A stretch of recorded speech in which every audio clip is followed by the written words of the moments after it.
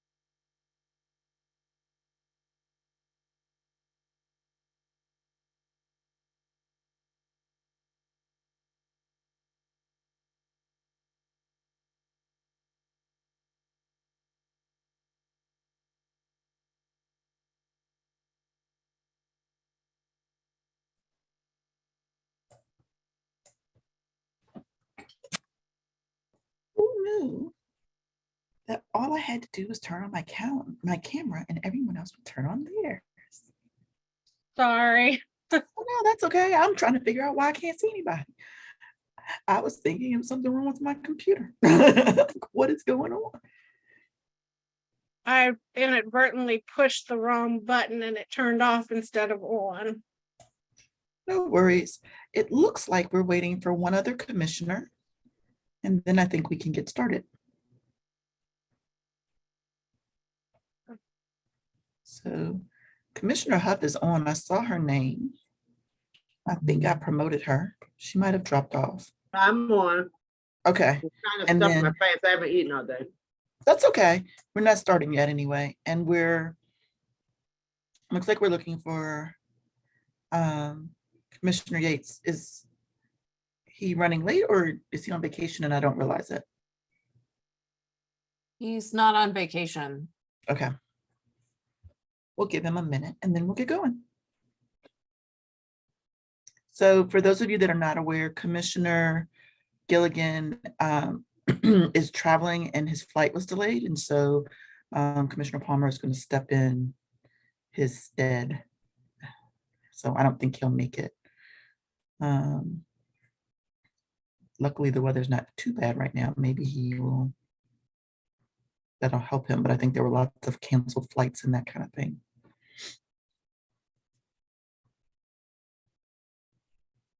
Okay, so why don't we go ahead, Commissioner Palmer, and get started.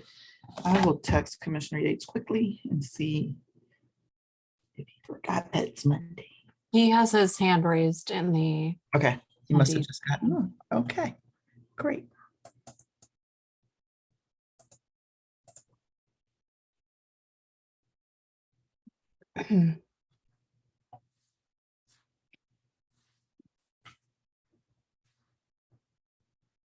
Hello. Okay, so I will officially call the meeting to order. And I think we can start with our roll call. great, 4B01, Present. 4B02 is present, 4B03, Present. 4B04, Yep, Present. hand raised, 4B05 is absent, absent. 4B06, Present. 4B07, Present. 4B08, Present. 4B09 is vacant, 4B10. Present. We have a quorum. Wonderful. So with that, we can jump right into our administrative items. By now, I think everyone knows how to participate in a virtual meeting. So I will keep it brief. You can dial *9 if you're on your phone. if you have a question, and you can use the raise your hand function if you're on Zoom and have a question, and we will acknowledge you. As mentioned, former Commissioner Audrey Walker has stepped down from the role of Commissioner for 4B09. As a result, we have a small piece of business that we need to take care of. We will need to elect another treasurer for this group. And as far as the vacancy in 4B09 is concerned, I will talk more about that when we give the commissioner updates to make residents aware of how that's being addressed. So with that, I am taking nominations for treasurer. Would someone like to make a nomination?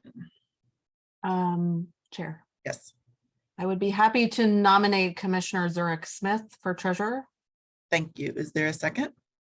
Second. I second. Thank you.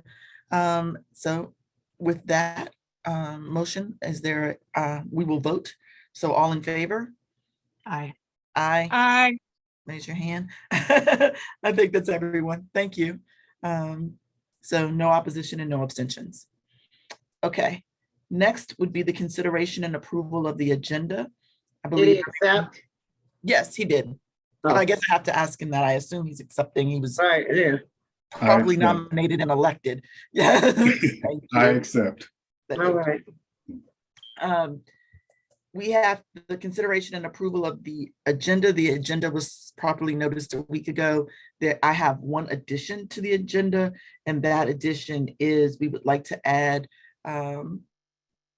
DDOT has a presentation with regard to a bike lane on Kansas Avenue between Chilham Place and Longfellow Street Northwest. So we will add them to the presentations and have them go actually right before the affordable assisted living facility. So we'll stick them in the middle of the 4 presentations. Okay. With that amendment, I submit the agenda for consideration. Is there a motion to accept the agenda as amended? I make a motion to accept as amended. Thank you. Is there a second? Second. Second. Thank you. All in favor? Aye. I, That's everybody. Thank you very much. Next, we would move on to the approval of the May. Wow, that threw me off for a second. May 2023 regular public meeting minutes. I believe everyone received a copy of those minutes. Does anyone have any changes, corrections, additions to the minutes as presented? No. Is there a second? I mean, sorry, a motion to approve the minutes as presented? I'll do it. I move to accept the minutes as presented. Is there a second? I second. Thank you. All in favor? Aye. I, Okay, that's everybody. Thank you very much. All right, with that, we can move right into commissioner updates, and I'm just going to go in numerical order. So we'll start with 4B01. Nothing new to report at this time. Thank you. 4B02. Yes, thank you. I have my monthly community cleanup on Saturday, July 1st at 10 a.m. We meet the first Saturday of the month at 10 a.m. at that location every month to clean up the area around the Safeway. So if neighbors are interested, they are welcome to join. Over the summer months, we're going to try and do some sort of social gathering afterward at a neighbor's house with lemonade or food or something like that. Thank you. 4B03.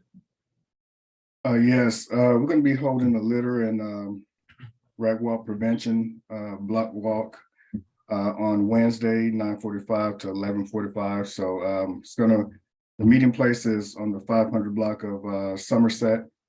So please come out, have a walk. All required agencies will be there, obviously including Department of Health.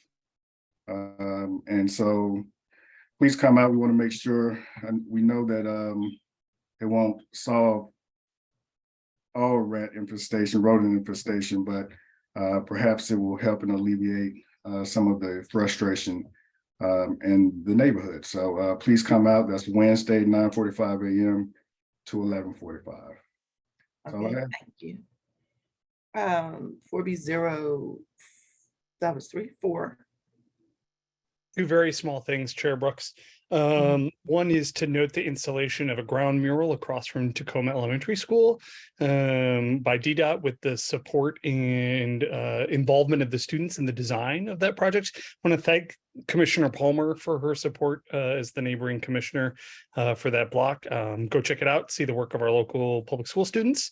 The other thing I want to note is the change in route of the Tacoma Park 4th of July parade, which has traditionally come into 4B04, appears now to be stopping a block short. I want to note that I have been working with various parties to figure out what is going on there. What I've heard back from MPD is that they were working to support the parade organizers, but then the parade organizers walked away from the process. So it's I encourage people, even from our neighboring communities, to reach out to us early on in the process so we can help and assist you working with district agencies wherever possible, rather than after your efforts have already ended. All right, thank you. 4B06. Good evening. Just two quick notes. I will not be hosting my normal single member district meeting the first Monday of the month. This month I'm going to be on vacation, but in its stead, I am asking all members of the single member district and those outside to help with our summer blitz, which is just going around the community, entering as many 311 requests as possible. And whoever makes the most 311 entries will win a prize. Right. That's kind of funny. Cool, but I'm funny. They're gonna all, I just have this vision of them all like running around, like reporting the same one thing, but great idea. I love it. Mhm. Thought it'd be something fun to get people out in the community, meet one another, have Yeah, a good time. yeah. 4B07. Great, thank you, Chair Brooks. Just a quick update. My newsletter is going to be out for July in the first week of July, and I'm also working on setting up an SMD meeting the third week of July at Lamont Recreation Center. I'll have more information once I confirm that with DPR, and it looks like we're going to have DC Housing Authority come and present at that meeting, and I'll have more information once that's available and all the guests are firmed up. Wonderful, thank you. So for 4B08, I do have a couple of, well, I have a couple of updates, some related to 4B08 and some not. So I'll start with the vacancy in 4B09. As I mentioned, Commissioner Audrey Walker has stepped down. That leaves a vacancy for 4B09, but not to be concerned. I am sure that as we've done in the past, when there have been other vacancies, the commissioners will work together to ensure the needs of the residents are met. So if you have any concerns, you can always email me at 4b08@anc.dc.gov if you're in 4b09 and there's something that's ongoing. I know that Commissioner Huff lives right across the street, and so she has a keen eye for those kinds of things. And if she sees something, I'm sure she's going to say something. And so we will continue to address the needs of residents until a special election is held to elect a new commissioner. And if you're someone that lives in 4B09 and you're interested in running, then you should reach out to the office of the ANC and they can tell you the process to participate in the special election. Okay, so that was that update. Now for my single member district update, that we are still working towards a conversation around a cycle track that's to be installed on Riggs Road. That's an ongoing process, and we'll keep you updated, but for now it's paused until we can get all of our ducks in a row and get back to the residents. So with that, I'll turn it over to Commissioner Huff for 4B10. All right, thank you so much. So Michael, you'll be filling in on the third Saturday. That's the meetings I normally did at Lamont, because I will not have a meeting in July and August. I want to do more community outreach kind of stuff and the corridor. So we've talked at the last meeting, which normally is held the third Saturday of the month, about some community engagement and activity. So stay tuned. I think that's pretty much it. The last meeting was held on the 15th at Lamont Rec, and we just kind of recapped some things that we started working on, and of course, the public safety. So thank you so much. Okay, lastly, I should mention that the commission recesses in July, so we will not have a July meeting. And that typically flows down to, I believe, most committee meetings, but they can address that when they give their reports. But there is no July meeting on the fourth Monday of the month, and we reconvene in August, as you can see at the end of the, I believe it's at the bottom of the agenda. Okay, so next we have community concerns. You can use the raise your hand function, or you can dial *9 if you're on your telephone, and we'll give you a minute to share your concerns or comments.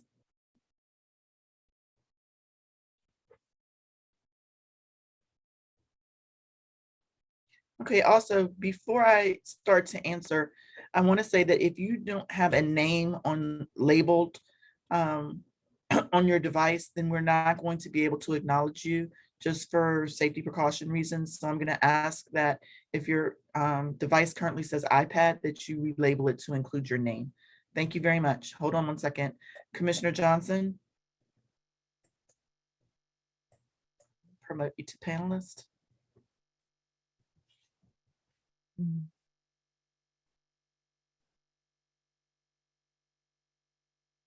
think she should be coming up. I'm trying to. We can hear you, but I don't see you. Okay. Which I'm is trying fine. You to- don't have to be on camera if you don't want to be. Oh, okay. Because I got my Okay. computer fixed, so I wouldn't have to keep going through this. Anyway, No worries. how you all? We're I just great. really want Or I to am. have a question, I guess, for Aaron, and of course I'll ask Sophia. If Aaron, have you heard anything about the alley cleaning, repaving, that kind of thing? I've been asking since April, and no one has heard anything. I was just asked tonight for the meeting. Any word, and I'll ask. Is that project over? I've sent emails and have not heard back yet. I'll ask her. Okay. Thank you. You're Good to welcome. see you, everybody. You too. All right, Mr. Collins, I'm going to promote you to panelist.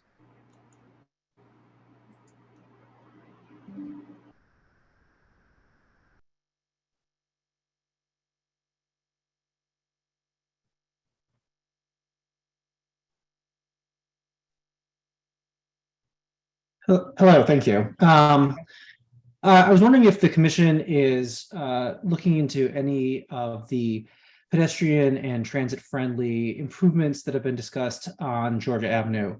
In particular, I have two things in mind. I know DDOT is suggesting making Georgia Avenue have a dedicated bus lane all the way to the border, and I haven't heard anything from the from the ANC about that yet.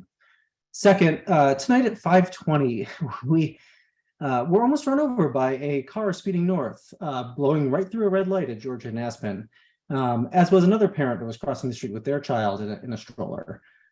So I was wondering if there's been any movement on traffic red light cameras, rather, at Georgia and Aspen. I know that there were some types of cameras installed there, but I don't know if the commission had any updates on the nature of those improvements. Thank you. So, very timely question.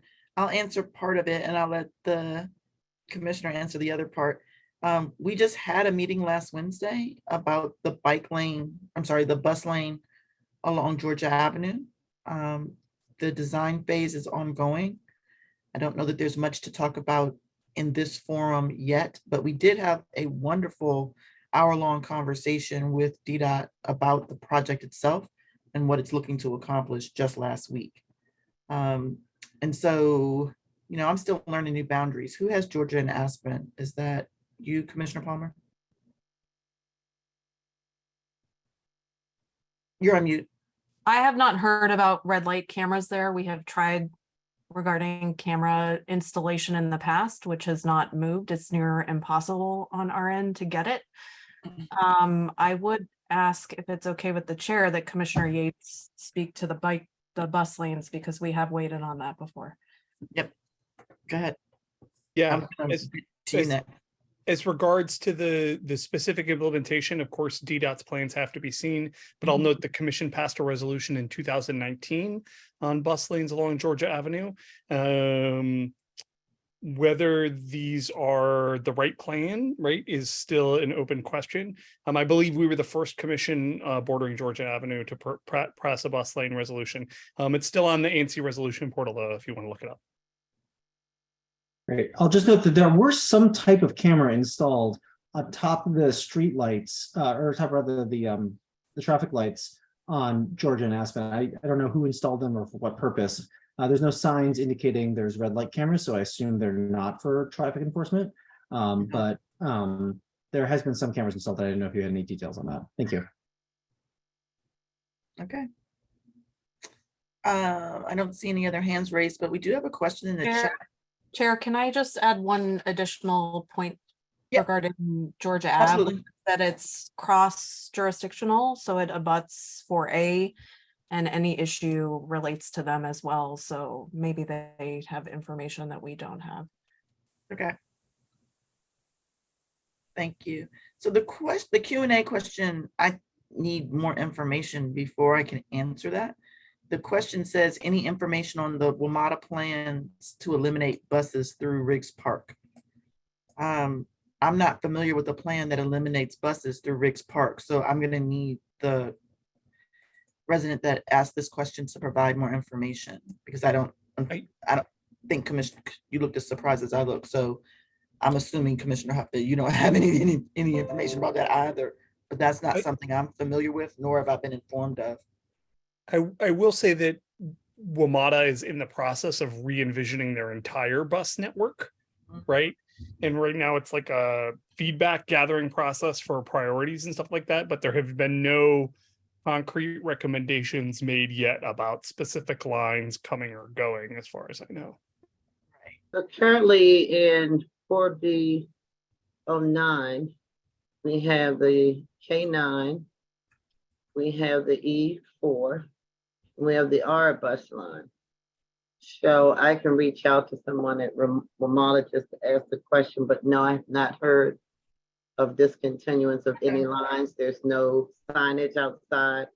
At one point when that happened, when I was commissioner over here, there was signage and I reached out to get some resolve, but I don't know where that's coming from either. So yeah, and I'll find out and get back to there's you. a difference between reducing the time in between buses and eliminating bus routes. No, I understand that they were. No, I mean not for the resident though. So there might be some changes in terms of the schedule, but there hasn't been any discussion around eliminating a bus line. So I think we should just leave it there unless someone has I'll do some research. information. In the better bus plan, the E4 bus would not go through Riggs Park. That's not something that was discussed in our meeting last week. And so I would need to see, the plans aren't even far enough along, I think, for them to have concrete information in that way. So I think we need to ask some questions and get some clarification, because I don't think that there's a plan to eliminate routes. So I'll leave it right there for now. Yeah, in the But chat. thank you for the clarification. Yeah, I would just suggest that people go to the WMATA Better Bus to offer feedback there at this point. Yeah, because it's a very preliminary process. exactly. Okay, with that, we can move on to the reports section of the meeting. I did not see Sophia Tacola on the list earlier. Let me double check now, see if she's here. I do not see her. So Sophia, if you are here and you're on the phone, if you could dial *9, I would appreciate that. And then we can move on while we're waiting to Barbara Rogers from the Office of the Ward 4 Councilmember Janice Lewis George. So give me 1 second to elevate Barbara.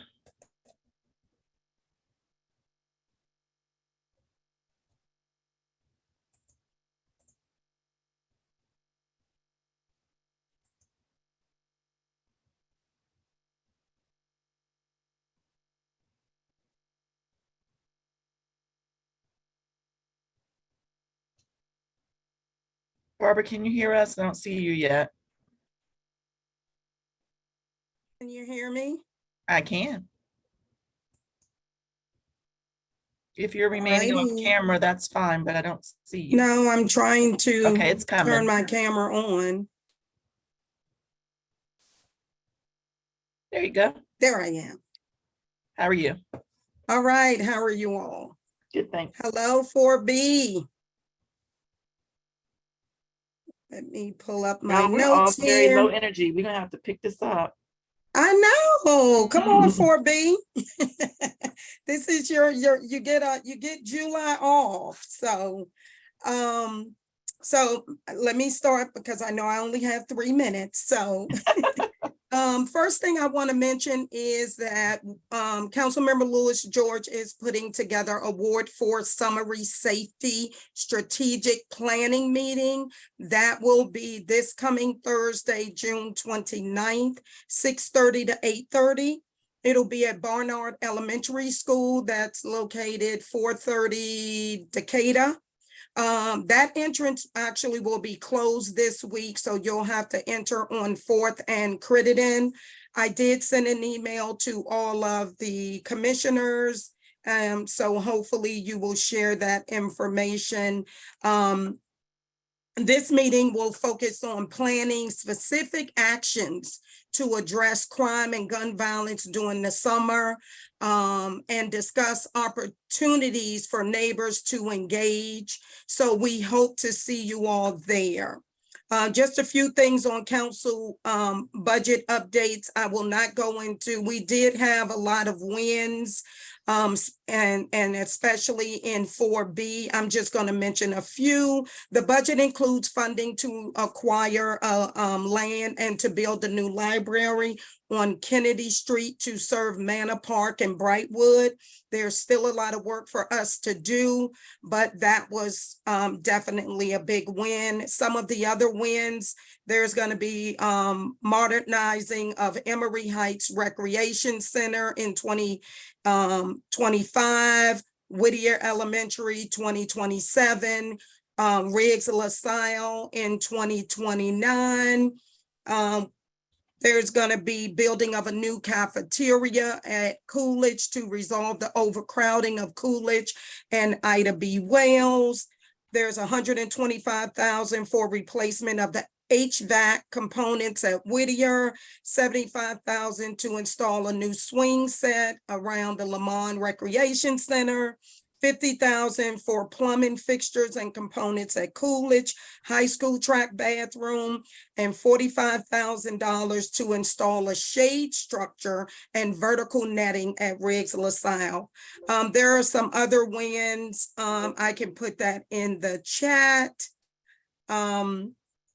The other thing is the Green New Deal for lead-free DC hearing. That's going to be on Thursday, July the 6th at 9:30. The Committee on Transportation and Environment will hold a historic hearing on the Green New Deal for a lead-free DC Act. This legislation from the council member will rapidly accelerate the removal of all lead pipes in DC. Anyone who wishes to testify on the bill or write in comments for the record, you can email, and I'll put that in the chat, but it's cote@dccouncil.gov, and that has to be submitted by Monday, July the 3rd. Care days, we are actually on break for care days in the month of July. We will pick those back up in August. So our 4B will be Riggs Park, and South Manor Park will be September 7th. The Lamont one will take place September 21st, and the Tacoma one will take place September 28th. Just one more update, and that is new WMATA Fair Discount Program for residents with SNAP. So please help us spread the word about this. The new fair discount program is for DC, Maryland, and Virginia residents who receive SNAP benefits. If you are rolling SNAPs, you can apply online or in person and get 50% off of all of your Metro bus and rail fares. There is a website. I'm happy to put that in the chat as well. And finally, if you do not receive our newsletter, please go to www.ward4news.com and you just enter your email and your zip code. You were Thank you. so close to maybe being near 3 minutes, but I'm gonna let you have it. All right, commissioners, do you have any questions? Commissioner Palmer? I'm gonna have to practice my 3 minutes, Allison. Thank you, Chair Brooks, and thank you, Barbara, for being with us tonight. Sure. I wish the mayor's office rep had been here because I wanted to raise the issue of sexual misconduct within the executive branch, and to note that we have approved a resolution providing suggestions to the mayor's order on sexual harassment policies. It's a good resolution rooted in a lot of expertise by commission members, and I hope you will take a look at it as well as the executive. And I wanted to ask, because we've seen a lot of listserv traffic about trash and recycling pickup, pretty extensive missed pickups over a period of time. And Commissioner Yates and I have done some outreach to people who posted to the listserv with their addresses that that's not really the right format to ask for assistance, that it's 311 requests and working with us and your office and Sophia, but just wanted to flag that this seems to have been like a bigger thing than just a few houses that were missed, and wondering if you have any additional information on that. Yes, you are correct in that. I think there were two or three neighborhoods that were actually missed for a week or two. So we did reach out to the agency I'm not sure what the response was, but once we reached out to them, the trash was, then immediately picked up, but we are waiting for a formal explanation of why this happened. And will definitely share that with the commissioners once we get a response. Thank you. Any other questions? Commissioner Yates? I want to echo everything that Commissioner Palmer just said as the co-author of that resolution, express my disappointment at the mayor's office failing to join us tonight. I'd also wanted to ask the mayor's office about their partnership with DoorDash, given that they settled with the Office of Attorney General of the District of Columbia for stealing millions of dollars from hardworking district residents by failing to give them the tips that they had rightfully earned, and whether that was the best practices. I know Councilmember Lewis George cares deeply about wage theft, and I just wish they'd been here to be able to answer questions about that. And the question I have for you is about the upcoming safety summit, because I attended the one last year and thought it was quite good. But the notable absence for me was that the United States Attorney's Office did not participate, just didn't come. Do you know if they're planning on coming this year? Because I would really like to see them engage more in the community on these efforts. Yes, we have not received confirmation at this time, but we will let you know when we do get confirmation. Totally appreciate that, and I really hope that they show up. Okay, great, thank you. Commissioner Hunt? You're on mute. Yeah, I did. I just noticed that. Thank you very much. So I had a question about the library at Kennedy, because there were some conversations about that. Will that mean that it's a whole new library and the one on Georgia Avenue will remain? That's correct. Awesome. Sorry, go ahead. No, I was going to say yes. That Okay. library will remain open. Got it. Great job. And then I've got some questions about the Lamont rigs, but I can shoot you an email, but there may be some questions that our constituents have. Vertical netting, what is that and where will that go? Oh, at Riggs LaSalle? What is vertical netting and where will it go? It's a netting on the field that was damaged. And so okay. it's being replaced, and then the shading is on the smaller playground. Parents were complaining that it's in sun most of the day, and it's hot. Perfect. And so that's what that is. All right, thank you. And then I heard you say Riggs LaSalle renovations will come online 2029, but Emory is coming up 2025, correct? Correct. Got it. Okay. Thank you. Sure. Anything else from anyone else? All right. Enjoy your evening. Thank you. You all have a Jocelyn good one. Johnson has Oh, her hand up in the audience. Okay, someone's hand just went up. Hold on.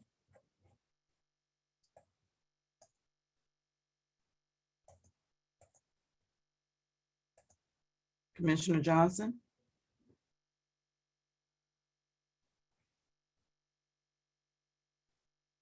Commissioner Johnson. Ms. Rogers, you have to hang on because Commissioner Johnson had a question. And I'm trying to, oh, I think I lost both of them. I'm here. It looks like Barbara logged off, Commissioner Johnson. You want to ask No, your I'm question here. for the record? Oh, you're there? I'm Okay, here. go ahead, Commissioner Johnson. Okay, I Former didn't hear, Commissioner Johnson. hi, Ms. Rogers. Oh, how are you? I'm good. I can't get my camera, but it's okay. I didn't hear you say anything about improvements at the 4D police precinct. So I guess they fell off the radar screen with Councilmember George. I'm sorry, you said improvements. You're For on the- camera now. Oh, yes, for the police precinct. You were talking about the schools and everything, but I didn't hear you say anything about the police precinct. Yeah, I'll follow up with you on that. I don't think that is in this year's budget. But yes. Okay, I just have a couple of things for you. I would like you to follow up with me with regard to when Councilmember George is going to finalize the connection between her office and the Metropolitan Baptist Church Partnership for Food. I was told yesterday that this. Yeah, I have spoken to them, and they sent us over some information. So thank you so much for making that connection. We will definitely, use them as a resource for constituents in need. Okay, and the other one wanted to find out when George will respond to my request to her for a meeting with the coalition with regard to DDOT and the bike lanes. I sent her something on that, a request for meeting. So I'd like you to follow up. And the last thing is to respond to her to find out when she's going to send a letter to the mayor to address the DDOT director lot and the parking spaces for the 3 senior disabled, ongoing situation. I wrote her about that, so I would like to find out when the council member is going to send a letter to the mayor. So I can talk to you. I can follow up with Kelly, who is actually keeping her schedule this week on that meeting. And I will send her an email about the letter to the mayor for director lot. Thank you so much. I just wrote her yesterday about the multi-unit house on Tewksbury, so I haven't given her time to deal with that, but I'll follow up. Thank you. Thank you. All right, thank you very much.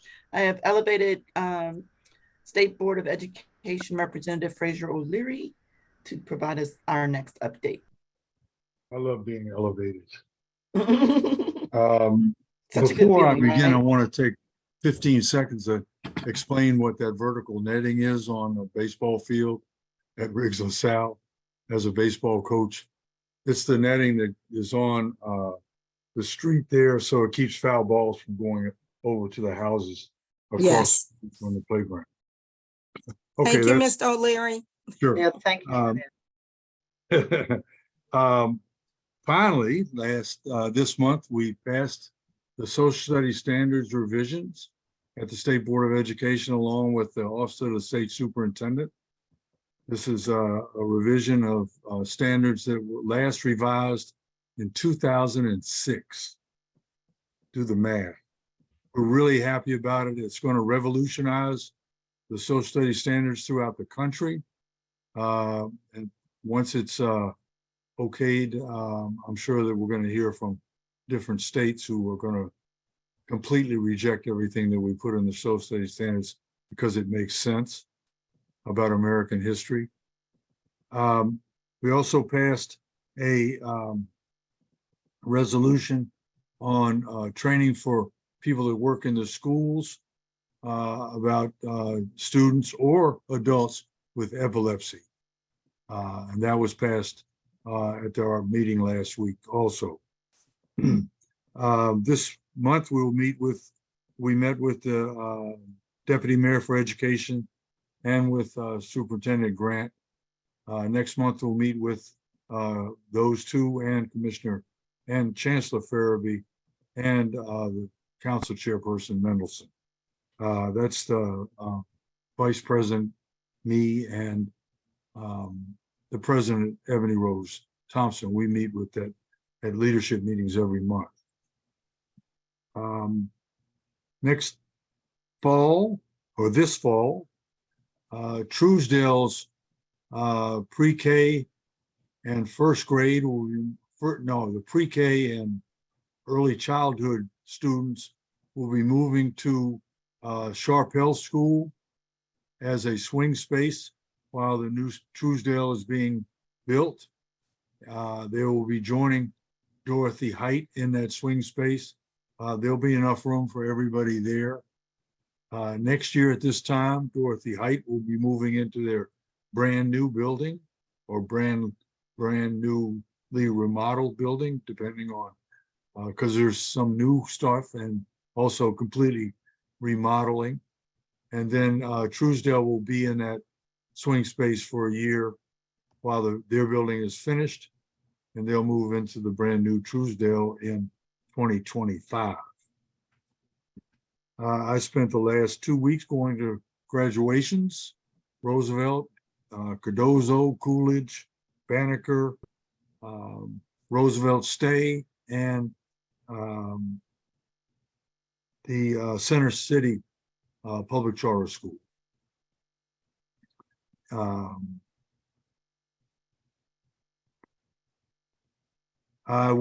I'm still begging for books. I guess that this summer, because we don't have the same kind of coronavirus emergency that we had over summers in the past couple of years, I'll just be collecting books so I can start delivering books again at the end of August. And hopefully in July, I will send it on the listserv and send the information to you. We'll have our second meeting of a Toni Morrison book club at the Petworth Library. And I'll put that information on the listserv in case any of you, like I, are Toni Morrison fans. And we had a really nice conversation last month, and we'll try to do it again next month. That's what I got. Thank you for that. I am a huge Toni Morrison fan. Good. Well, I expect you to be there. We're going to be talking about Song of Solomon. Okay, I will do my best. Commissioner Yates. I wanted to ask about the school budgets. As you know, the council basically tried to undo the damage that the mayor did with the proposed DCPS school budgets. But what I'm hearing about the implementation from the schools that I'm closest to is that the knowledge of the budget increases or the actual passing along of the money isn't happening fast enough to prevent, for instance, people not getting their contracts not renewed, teachers getting terminated, theater programs getting terminated, things along those lines. What are we doing to ensure that that budgetary money gets passed from the council through to the school? Because I know that one of the issues has been ensuring that DCPS acts in fidelity with the council's budget laws. Did you use DCPS and fidelity in the same sentence? I went to public schools myself. That's why I learned the word fidelity. So yes. Great. Well, I, as you know, am a retired but still working DCPS teacher for 47 years. And they have to show me the money always. So my advice is that you raise, as I've been saying forever, we have to raise our voices and keep the people who get paid big bucks accountable for the things that they're just supposed to do. If everybody in DC government did just what they're supposed to do, we wouldn't be having this conversation. So we have to continue to I want to try to euphemize hassle the people in charge to make sure that they do what they're supposed to do. I know that isn't a very I just know you said you were meeting with the chancellor and the Oh, superintendent. no, I bring it up all the time. Hopefully you can hassle them. It's disappointing the mayor's office, who, right, like they run the schools. It's disappointing that they're not here tonight to hear this discussion. We had that same, you've been hearing from me for the last 3 years at least about DGS not doing what they're supposed to do for our children in the school buildings. And council member Louis George is now in charge of DGS. And Will Perkins, is the person that is working on that. And they're doing a fabulous job in making them accountable.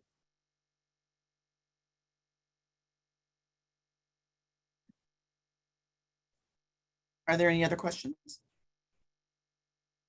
Great. Thank you very much. All right. Thank you all very much. All right. Have a great day. Yep, you too. Okay, next. We have, I don't see anybody from MPD on the call. If they are on the call, I need them to raise their hand so I can recognize them. And while we're waiting for that, we'll move to committee reports. Excuse me, we can start with, excuse me, with the Housing Justice Committee. Thank you, Chair. Just a quick update on our last meeting, which was on June 7th. We had a really engaging meeting that included a presentation and discussion about the Tacoma Metro Station project and specifically about the housing affordability for the project, including a possible DC government tax abatement. We also had Ward 3 Council Member Matt Fruman present to discuss voucher rent reasonableness legislation. And then we had a great discussion with the Office of the Attorney General's land use lawyers about zoning procedures regarding housing affordability. I encourage people to attend our Housing Justice Committee meetings. They are very good and engaging. Our next meeting will be the first Wednesday in July 5th at 7 p.m. That is in fact a working meeting because we are preparing for a tenant resource fair co-hosted with ANC 1A's Housing Justice and Zoning Committee and sponsored by our council member, Janice Lewis George, the Ward 1 council member, Brianna Doe, and at-large council member Robert White. It will take place July 29th from 11 a.m. to 2 p.m. at Emory Beacon of Light at 6100 Georgia Avenue Northwest. You can stay up to date on what's planned for the event at www.rebrand.ly/tenant resource fair.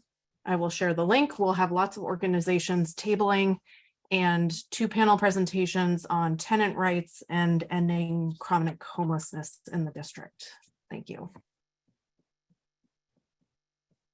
Next would be Vision Zero. Commissioner Yates, would you want me to give the update? Or Please do. Okay. I feel like so- you already did, but please go ahead. Yeah, so we met last Wednesday. We meet on the third Wednesday of each month at 6 p.m. And we had a conversation this month with Zach Gambietti Mendez from DDOT about the bus lanes along Georgia Avenue. And I put his contact information in the chat, as well as an open house that he has scheduled for Mr. Collins in case he's interested in engaging, or for anyone else for that matter that's interested in engaging. I put all of that in the chat. So we met for about an hour where we talked about the plan for the bus lanes and the ideas behind it. Obviously, every corridor is different. And so this particular plan is to go from Berry Place up Georgia Avenue. And the idea is to improve the timely arrival of busing by creating a lane that doesn't slow them down with traffic. I mean, that's very basic part of the plan in a nutshell. This is the fact gathering or the input gathering stage of the project, where they're looking to meet with commissioners, residents, et cetera, and get feedback on the ideas. The implementation is not until fall of next year. We'll have many opportunities to weigh in between now and then.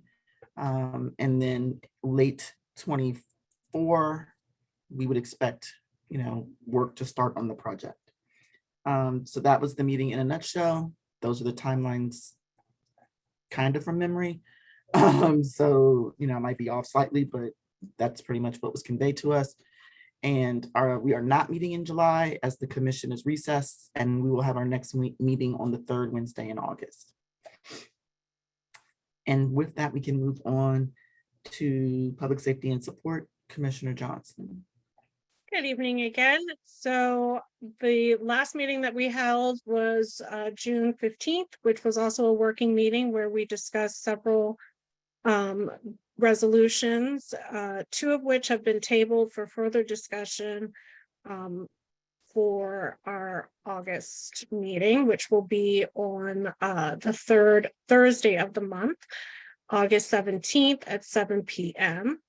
We also finalized a resolution which will be discussed this evening in response to Councilmember Gray's Police Officer Recruitment and Retention Act of 2023. And that's all we have for this evening. All right, thank you very much. Next, we'll move into our presentations. First presentation is Rosemary McDonald, the program manager with DC Homeland Security and Emergency Management Agency, HCEMA. Let's get her promoted.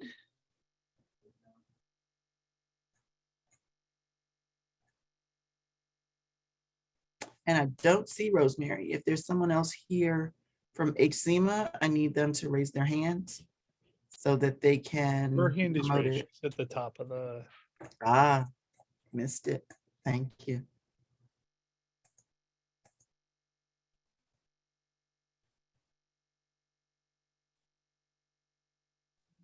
Give her a second to populate. Thank you so much. You're welcome. All right, so 10-minute presentation, 5-minute discussion. The floor is yours. Great, thank you. Just sharing my screen. Mhm. All right, thank you all so much for the time to present to this Advisory Neighborhood Commission. My name is Rosemary McDonald, and I'm with DC Homeland Security and Emergency Management Agency. I am the Disability Access and Functional Needs Program Manager. So for anyone who is not familiar with HCEMA, the mission of the DC Homeland Security Agency is to basically lead the planning and coordination of all the other agencies within the district for any type of emergency activation. Basically to prepare for, on blue sky days, any emergency activations to prevent, protect against, respond to, mitigate, and then recover from all actualized threats and hazards. So our vision is a safe and secure District of Columbia that's really prepared for any type of threat or hazard we could face. Myself, within the agency, I basically work to ensure that all individuals with disabilities and others with access and functional needs can maintain all of their needs, including communications, health, maintaining their independence and safety, in all phases of the emergency activation. So again, before and after an emergency may occur. So in case you are not familiar with what a disability access or functional need is, I feel like disability is probably the one that is most known. And that is someone who has either a physical or mental impairment that might substantially limit one or more of their major life activities. So this can be a physical impairment like mobility issues, or a mental impairment like cognitive disabilities. But in the district, we're trying to look at it more broadly in terms of access and functional needs, which may include people with physical or cognitive disabilities. But we're also looking at different populations that may be more disproportionately affected by disasters than others. So looking at those with limited English proficiency, even looking at things like their socioeconomic status, their ethnicity, age, individuals experiencing homelessness, and any other type of population that might have a self-care difficulty or independent living difficulty, any type of limited access that they might have to services I mentioned like transportation, but also the financial resources necessary to prepare for or respond to or recover from an emergency. So in our DAFN program, and I'll use the term DAFN to represent disability access and functional needs, these are the different mission areas that we have within it. I won't go over all of them, but these are just some of the mission areas that might be owned and operated by a different district agency, but we as the coordinating agency still make sure that everyone is on the same page. We maintain the emergency plans, and we basically make sure all the deliverables for these mission areas are completed. So if you look towards mass care, that mostly is owned by our Department of Human Services. If you look at accessible transportation during emergencies, that would be DDOT and so forth. So I'm going to focus on outreach and integration because that's the one that we're in right now. And we basically try to plan with the disability access and functional needs community and not just for. And the main way that we've been doing that is with our disability community advisory group. That group is made up of individuals that are actually in the disability community, but also community-based organizations that represent those communities. Just today, I was on a call with the interagency on homelessness and also different community-based organizations that represent individuals experiencing homelessness. So that's just one example of how we were kind of working with them to determine what are their needs during an emergency such as the heat wave that we're currently experiencing. So for the purposes of this group, basically, we really want to take a pulse check on the community and expand HCMA's public outreach with disability access functional needs populations through participation at community public meetings like this, but also really trying to get out to community events, hosting workshops, establishing public-private partnerships. We're basically looking right now at the table, who's not at the table and trying to get them involved. So I wanted to share a couple of preparedness messages with you today, a couple that I think are pretty relevant, especially as we head into summer season. I mentioned heat waves, maybe we might experience some power outages. And one topic that I want to highlight is evacuation. So you can kind of think of this from a couple of different perspectives. You can think of it as, you know, a district full-scale evacuation, which is the worst case scenario that, knock on wood, we've never experienced. But when you think about kind of a localized evacuation, let's say that a high-rise building had a fire or some type of emergency that caused the building to evacuate. We just had a couple of high-rise building fires over the past few months, and the residents of both of those buildings had some type of disability access or functional need, at least one resident in those buildings, whether it was an older population that was medically fragile or individuals that had limited English proficiency. So I just wanted to go over a couple of questions that we put on our new flyer for evacuation preparedness. And I wanted to describe what an evacuation device is for everyone that isn't familiar with it. We also try to go out into the community for communication with high-rise building owners that may have the ability to purchase these for high-rise buildings, but still wanted to go over it for this audience in case you are in contact with any high-rise building owners and might be able to spread this preparedness message with them. So an evacuation device, I have a picture of it on the right of the screen. It's basically a device, sometimes it's referred to as an evacuation chair. And it provides people with mobility impairments a potential option to exit a building during something, like I mentioned, like a fire, or something where you have to use something other than the elevator. So using the stairs prior to the arrival of DC Fire and Emergency Medical Services. So when people think of this, they think, well, that's someone with a permanent mobility disability, but sometimes it's not. Maybe you injure yourself during the actual emergency. Maybe you have a temporary mobility disability if you broke one of your legs or something like that temporarily. You cannot travel down the stairs if it's multiple flights, or pregnant individuals. So the devices might be necessary when a building is being evacuated and elevators are out of service, or if you're waiting for first responders and it's just not an option to wait. You want to get to a safe refuge space before FEMS can arrive on scene. So for individuals who this doesn't really apply to, if you're not in a high-rise building or you don't work in a high-rise building or frequent one, we like to spread the message of preparedness in terms of what supplies you might need. So I have the icon on the screen for Ready DC in case you want more information on this, but we like to promote the concept of go bags with individuals. So that go bag would be a bag that you would grab and go in case you had to evacuate in a no notice emergency situation. So you would include things in there like any medications or prescriptions you have, any assistive devices like eyeglasses or hearing aids, communication devices, and even something like a cell phone and a charger, extra cash, a change of clothes, pet care supplies if you have a pet. Just those essential supplies that you would need in any immediate emergency situation before you could get to an area of refuge or a shelter.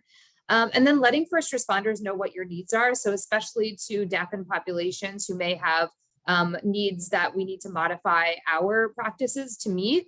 The first responders first need to know that you have that disability access or functional needs. So we always encourage individuals, if they live in a high-rise building, to consider self-identifying to their property manager and letting them know about their disability and or access and functional need.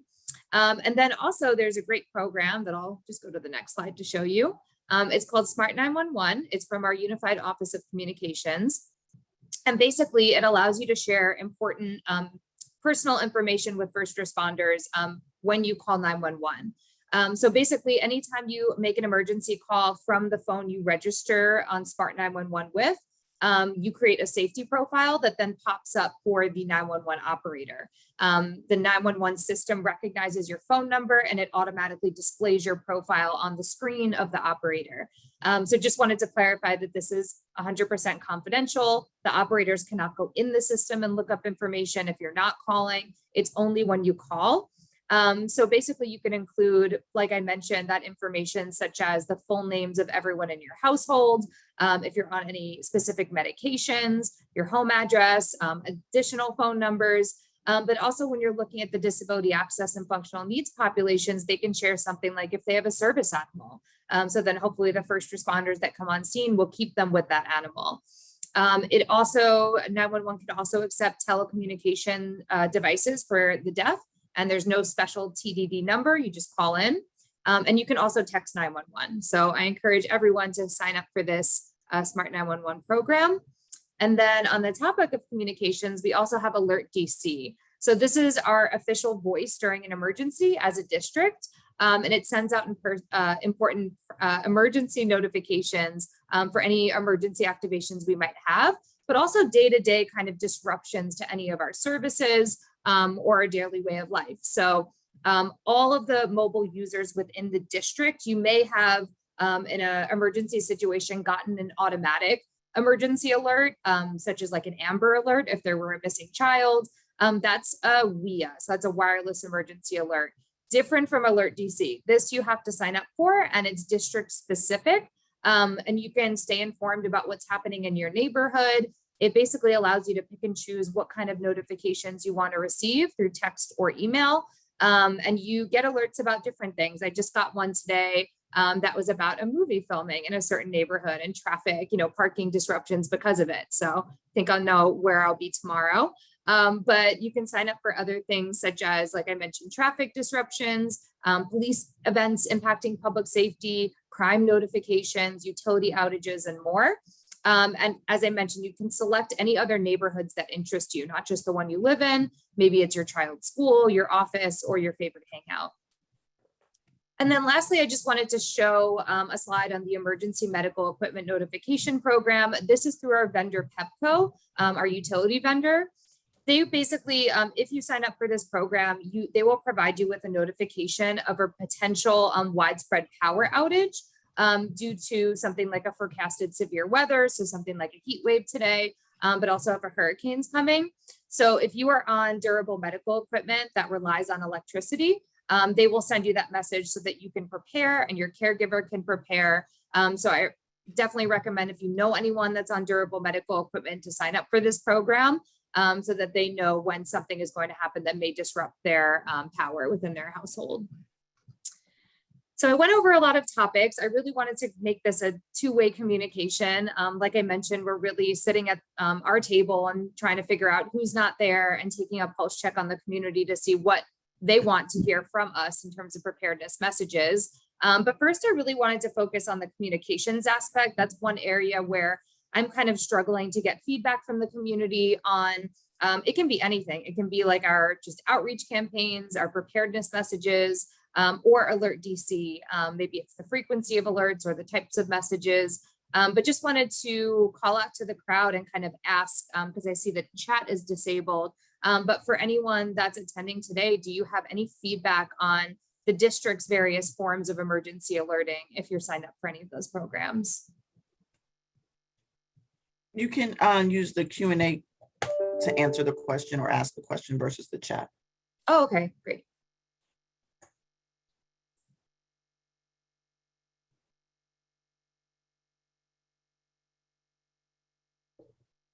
I guess I have a question as it relates to a blind constituent who recently became blind. So I'm now trying to help them get connected to the stick to move around. Has a phone, tried to put some tape on it so I can help them navigate where to press the button to answer a phone. So how would a person that can't see, I know with the blind, they have, not the blind, the deaf, they have the flashers. But how does a blind person navigate through emergency? That's a good question. I think a lot of it would be audible kind of communications and triggers. So you can have talk to text through both Smart 911 as well as Notify, Alert DC. So basically it will like audibly say the message on your phone. So that's for the emergency notifications. I think you bring up a really great point of like, during the entire lifespan of the emergency, how would that person kind of manage? And that's what we're definitely creating different initiatives to address. So in the sheltering space, we are assessing different shelter sites that will likely serve as shelters for physical accessibility, but also looking at them through the lens of different types of disabilities, like individuals who have limited sight. So looking into different ways that we can accommodate them, because basically, it's our belief that everyone has the same needs, the needs to communication, medical attention, independence, transportation. It's just the district needs to modify their practices to meet those needs. We also have our Office of Disability Rights, which we really work hand in hand with, as well as the Mayor's Office of Deaf, Blind, and Hard of Hearing. So for your friend, that would not necessarily be applicable, but just wanted to highlight that we do have those two separate agencies that do work with the disability community a lot. So my contact information is going to be on the last slide. If you want to reach out to me, I can go to it now. But if you'd like to reach out to me so I can connect you to those different resources, I'd be happy to. Awesome. Then the last thing is, I'm glad that you're here. My neighbor that's adjacent to me has been talking for years. Back in the day, we used to have these emergency shelter places that you knew where to go. I think LaSalle may have been one. They used to have the yellow and black sign. And she was just talking to me out back. We don't have that anymore. So I'll share this with her as well. I don't think she's on the call, but I'm glad that you're here because that has been a conversation for people in the community. Yeah, That's a good point. I'm pretty sure that LaSalle was still on our list, but I'll have to check through the Department of Human Services. But it's a great point as to when the shelter is activated, how are we getting that message out into the community? And that's why I'm trying to make as many connections as possible with community-based and faith-based organizations so that they can really spread the word for us. We would also start a post-emergency canvassing operation, or PICO. It was one of those mission areas that I pulled up before. And we would canvass kind of door to door to, ask individuals what their needs are and direct them to different services like shelters, transportation, et cetera. Thanks. I'll be reaching out to you so we can plan a walk over here. Thanks. Great. I see we have a bunch of hands up. We do. Maybe. I'll take it. Commissioner Cohen had his hand up first. Great, thank you for this presentation, really helpful. I was just wanted to get a little bit more clarity around Alert DC. And I know that it sends out text messages and you can also set up email as well. But like, I think some of the questions that I've got have been around, are those being pushed out by your agency or by OUC? So here's just sort of an example of why I'm asking this.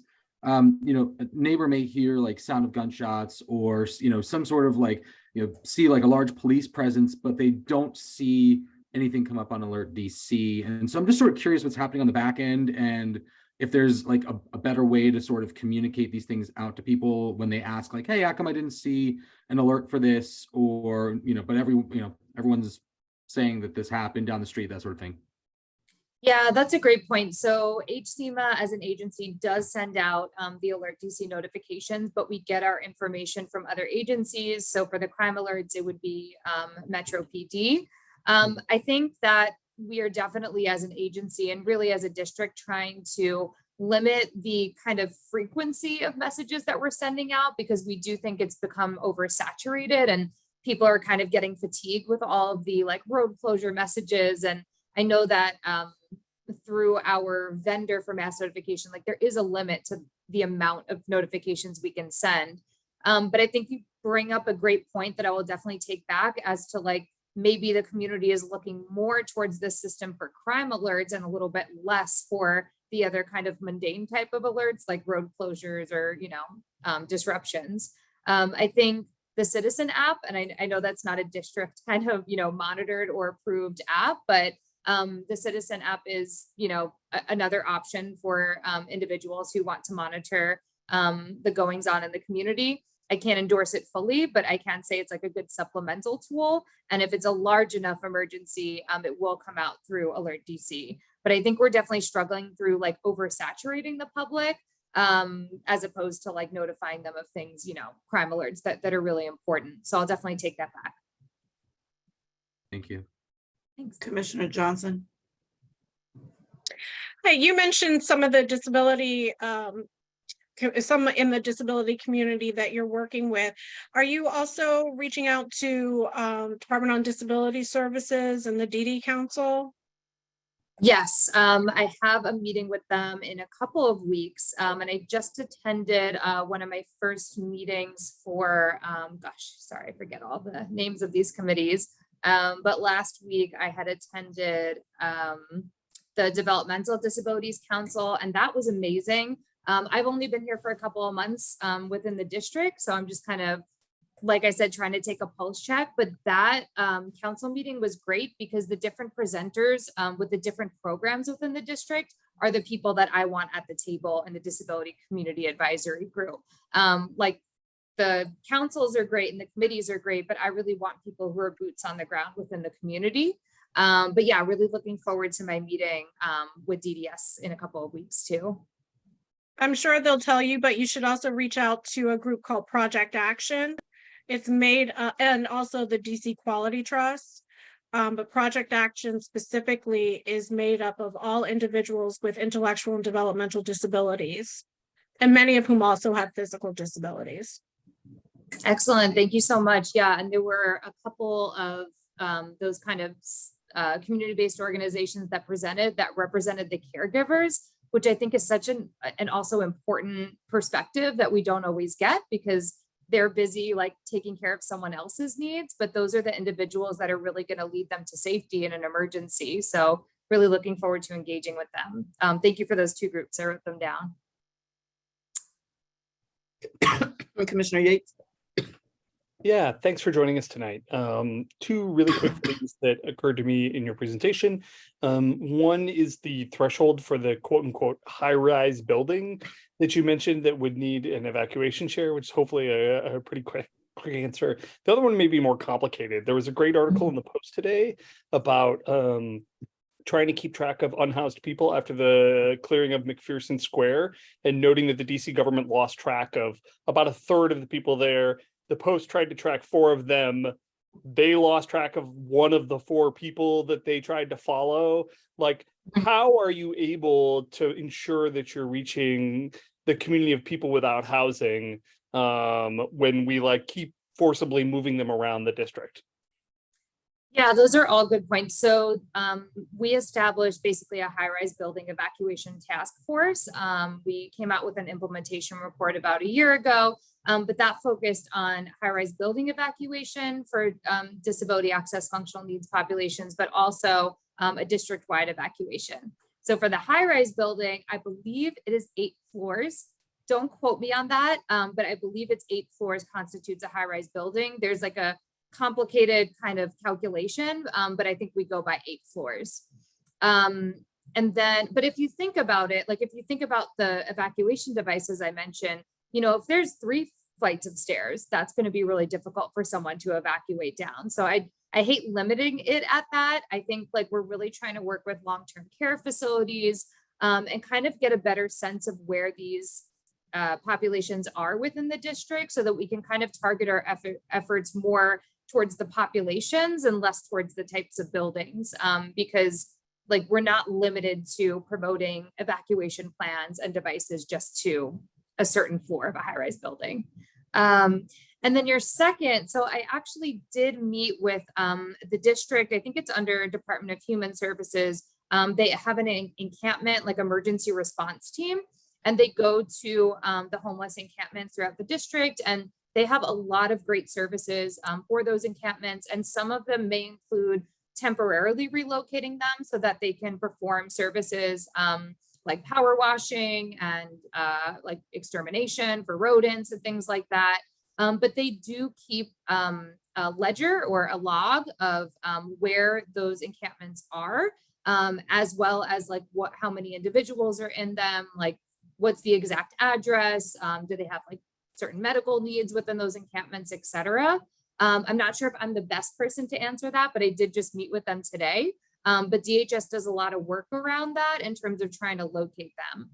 I think and I hope that answered your question, but I think in all of the mission areas that I mentioned before, I really discovered in my past couple of months here that each one of these mission areas relies so heavily on where these locations are, and we need to be more cognizant of that. So we are working as an agency and a district to kind of gather what data we can and create some type of GIS mapping tool that we can pull up within our emergency operations center to help us when an emergency activation happens, but also pre-emergency to target our outreach campaigns. I hope that helped explain a little bit, but I can, if you want to email me, give you the contact person or some of the materials they sent me for that encampment program. Perfect, thanks. You're welcome. And then I know we're kind of out of time. I want to be respectful, but I did want to make sure I answered this question about, are there any emergency preparedness topics that you would like to hear more about? We are doing a campaign right now, obviously with heat preparedness, but would love to hear from anyone. So if you want to post it in the chat, again, I want to be respectful, or email me afterward. We really want to take the community's opinion to heart and focus our efforts on that. I have one question, and then I have to step away for a second. Commissioner Palmer, if you could just continue on after that. My question is regarding how the city is managing all of the construction and perhaps the need to evacuate the building. Evacuate the city. In a worst case scenario, there's so much construction going on that just takes you, sometimes you can't get out of a construction loop. And so that's a concern that I have. And while you're answering that, I need to step away for a second because I'm getting a call that relates to this meeting. So I'm just going to turn off my camera for 1 second. Sure. No, I'm happy that you left us with that topic because I think it's really important. As per that high-rise building evacuation task force that I mentioned, in that implementation plan, one of the biggest recommendations is that we enhance our district-wide evacuation plan. And that's a huge aspect of it. I know for the immediate area, like the building, they obviously have, temporary measures in place to ensure safety out of that building. But I think you bring up a greater point of if the district had to evacuate or even just move from 2 blocks over, there might be barriers in place for people who don't have mobility issues. So especially for people that may have a physical impairment to their sight or their hearing, and it may definitely throw them off. So I will definitely take that to heart. I don't have an answer right now, but I can tell you that we do have a measure in place that we're going to be enhancing our district-wide evacuation plan. And it's going to be an interagency effort. It's not just going to be HCMA, it's going to be DGS and DDOT and DHS. And we've definitely looked at forms of accessible transportation. Doesn't really answer your question, but forms of accessible transportation that will get someone from point A to point B between shelter sites or wherever that might be. Perfect. Thank you for that. Yeah, good point. I think there are 2 questions in the Q&A, so we can just read those. Just wanted to give a shout out for the WEA for the Woodridge Boil Water Advisory. Julie got a text. Julie Lawson received a text when she drove into the zone. It was very cool. Always happy to hear you like getting our messages. So, and next, someone asked to hear more about climate emergency preparedness. So that I guess that could be a future topic. And then Allison Horn, and I guess I should give that resident's name too. It was Ariel Conti. And then Allison Horn. In other jurisdictions, if evacuations become necessary, we often see that people with greater financial means are able to evacuate to safety, while others cannot afford to do so. Is that something the district has contemplated and prepared for? What can be done to assist with this disparity? great points. So for Ariel, I appreciate that you put climate emergency because we have been seeing more severe and frequent storms, but also we've been seeing different types of climate at different times of the year. So we had a really warm spring, which was really difficult for residents who still had their heat on. So we're definitely looking at planning around that. I actually fall within the Resilience Bureau within HCMA. So my team is working on the Keep Cool DC plan with DOEE. So I recommend that you visit that website. They have a lot of great information there, but we are taking that into account. And then the second one, I'm sorry, I think it was closed out. The second one was about income disparities and helping residents that cannot afford to evacuate. Yes. So in addition to my position, we also have a diversity, equity, and inclusion officer, and she's looking at things through the lens of equity and how we're kind of sending our preparedness messages. So I mentioned before making a go kit.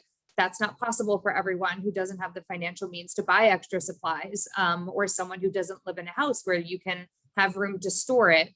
So we're definitely taking that into account. I meet with her on a weekly basis. We work hand in hand. And we're basically definitely considering that aspect of it. And it's something that we're putting on that map that I described as well in terms of socioeconomic status and where we're kind of targeting our outreach campaigns. So if we ever do get, go bags or make a go bag event, we can target it at communities that are lower income.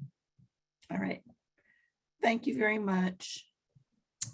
Thank you. I don't think there are any other questions at this time. All right, great. Appreciate it.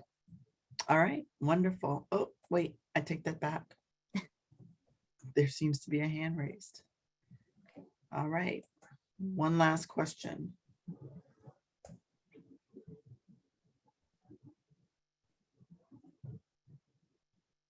Jocelyn, are you there?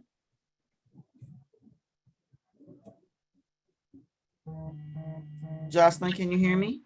Yes, I can. I won't even try with the camera. I'm in a group, a coalition group that's dealing with a lot of concerns that bike lanes have caused. And part of that issue has been the congestion of streets. They've made a lot of streets really narrow and all of that. So has your group taken any of the concerns, or are they open to hearing any of the concerns that people have with regards to the bike lanes in the city and what has happened from that? Yeah, we can definitely work with our different agency partners to bring that up to them. Another group that's done a lot of good work in the district is called Age Friendly DC. And we recently just held a listening session for individuals who live in the district and are aging in the district. That's not just older populations, that's anyone who is basically living in the district and aging. And this was one of the concerns that came up. So I know from those listening sessions, they are writing that up kind of in a consolidated report for the city administrator. And I haven't sent my notes yet, so I will definitely include that in them. Thank you. Okay. You're welcome. All right, thank you. Thank you. Before we move on with the agenda, I have about 4 updates I have to provide. So I need everyone to just bear with me for a second. Rosemary, if you don't mind canceling your share, I would appreciate it. Yep, doing that Okay. right First is that Barbara Rogers asked for me to provide an update that she neglected to give. And that is that there's been some rumblings about whether or not Walmarts are closing. And she wants to make it clear that there are no plans for either of the Walmarts in Ward 4 to close. And that their office had received some concerns from residents based off of social media posts that were out there. So I am making everyone aware of that. Please make sure that you're clear on the fact that there's no plan for Walmart to close. That was the first message. The second message was with regard to Sophia Tacola. She let us all know last month that she was on vacation this month. And so she's not attending this meeting. And so apparently someone has during this meeting posted that she's avoiding us because of some recent matters in the news. That's actually not the case. And so I would appreciate whoever posted that if you would please not make those assumptions. And she actually communicated with us via our email that she was unavailable. So that's the second thing. The third thing is there was one person trying to speak during community concerns and had some technical difficulties. So after we finish our presentations, but before we vote on our resolution on our consent calendars, we will allow her to have a minute to communicate whatever it was she was going to communicate. And with that, we can now go back to our agenda. I think I have covered everything that I need to cover. And, you know, we can keep going. So I think next on our agenda is Dr. Gard. She's the director of the Growth and Resilience Across Development Lab, the University of Maryland, and she's here to present the results of the Community and Resilient Environments project that she brought to our attention several months ago. So I will promote Dr. Gard and we will keep moving forward.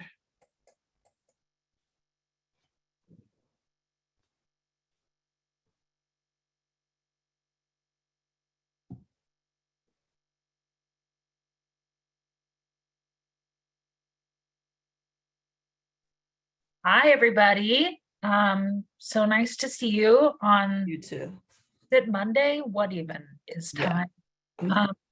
Well, really nice to be here. I am so excited to share just how engaged folks in 4B are. A little bit about the CARE project. So this is a presentation, but please interrupt me. It's completely fine. Let me just put my details in the chat just while we have it here. Okay.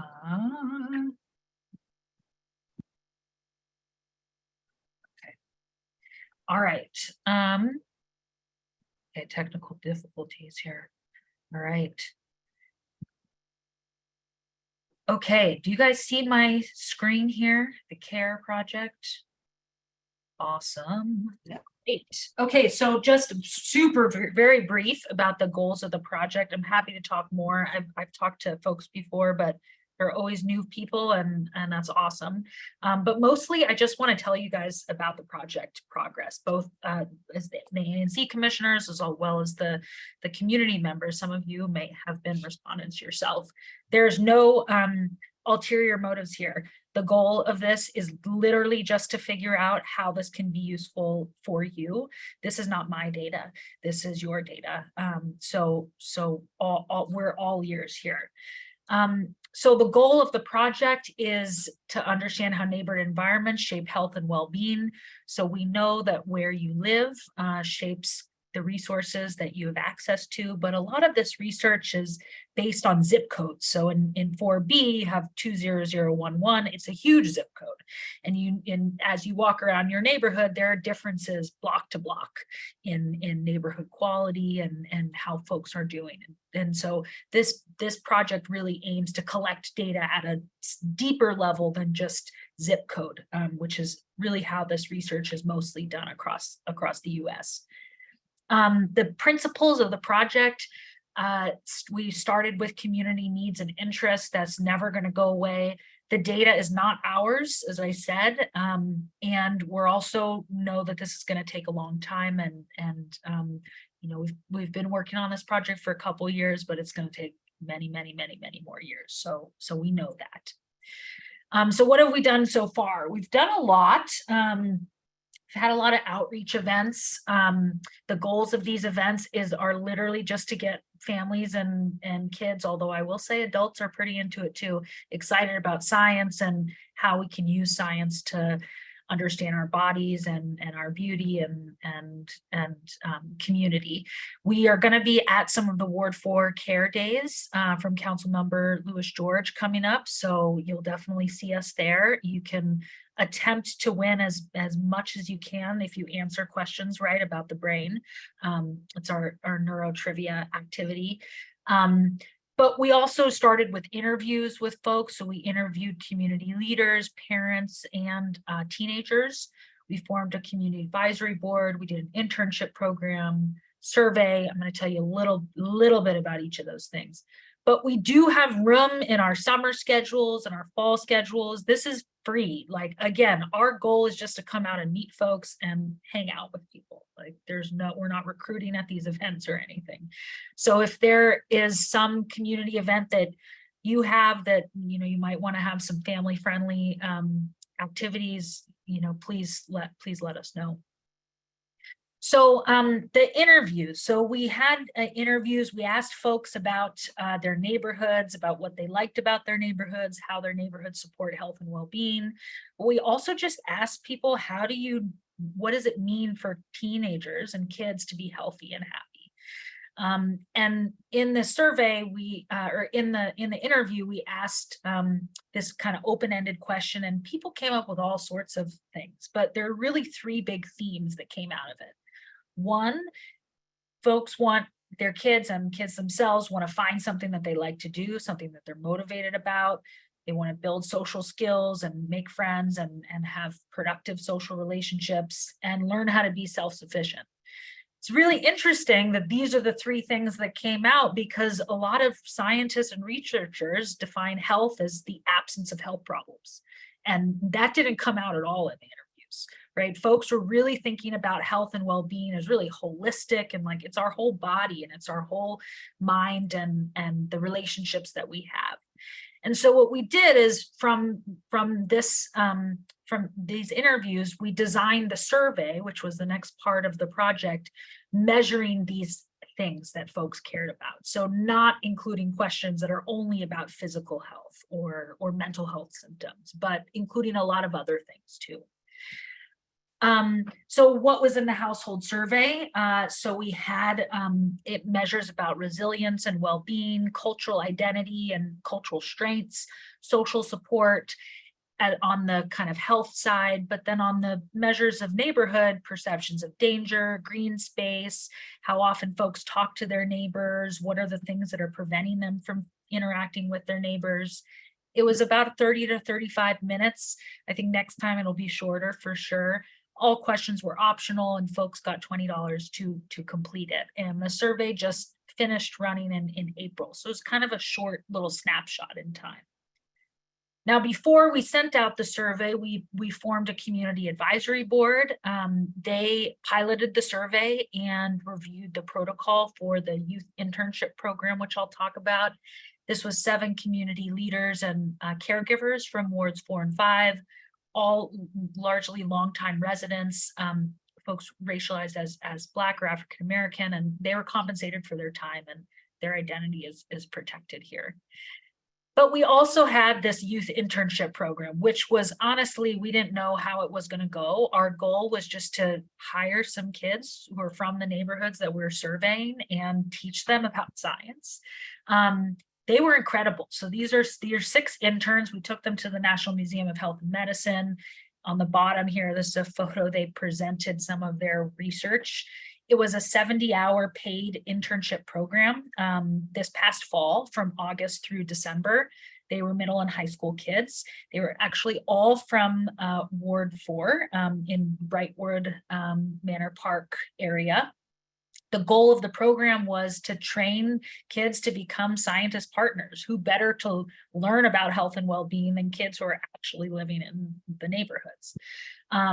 They learned how to collect data, they learned some basic kind of data analysis, and they developed these presentations. One example is one intern was interested in the correlations between neighborhood poverty and violent crime. But they learned how to make graphs. I mean, I had undergraduates in the room who were looking at me like, Dr. Gard, are you going to fire us and replace us with these high school kids? So they were incredible. We are absolutely going to continue this program. We got some really good advice from one of our community partners to actually recruit through the Marion Barry Summer Youth Employment Program. So that'll be kind of the next cohort. We'll also do that as well. So the survey, that's the big, this is the big data. So where did we run the survey? If money grew on trees, it would be every single block in DC, but I had to make some decisions based on funding. So 4B is very well represented in the survey.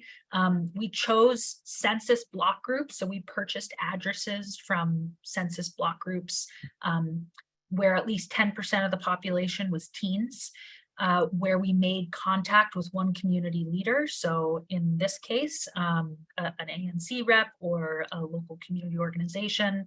And we also prioritize neighborhoods where at least half of the population identified as Black or African American to make sure that we have equal representation, and if not more.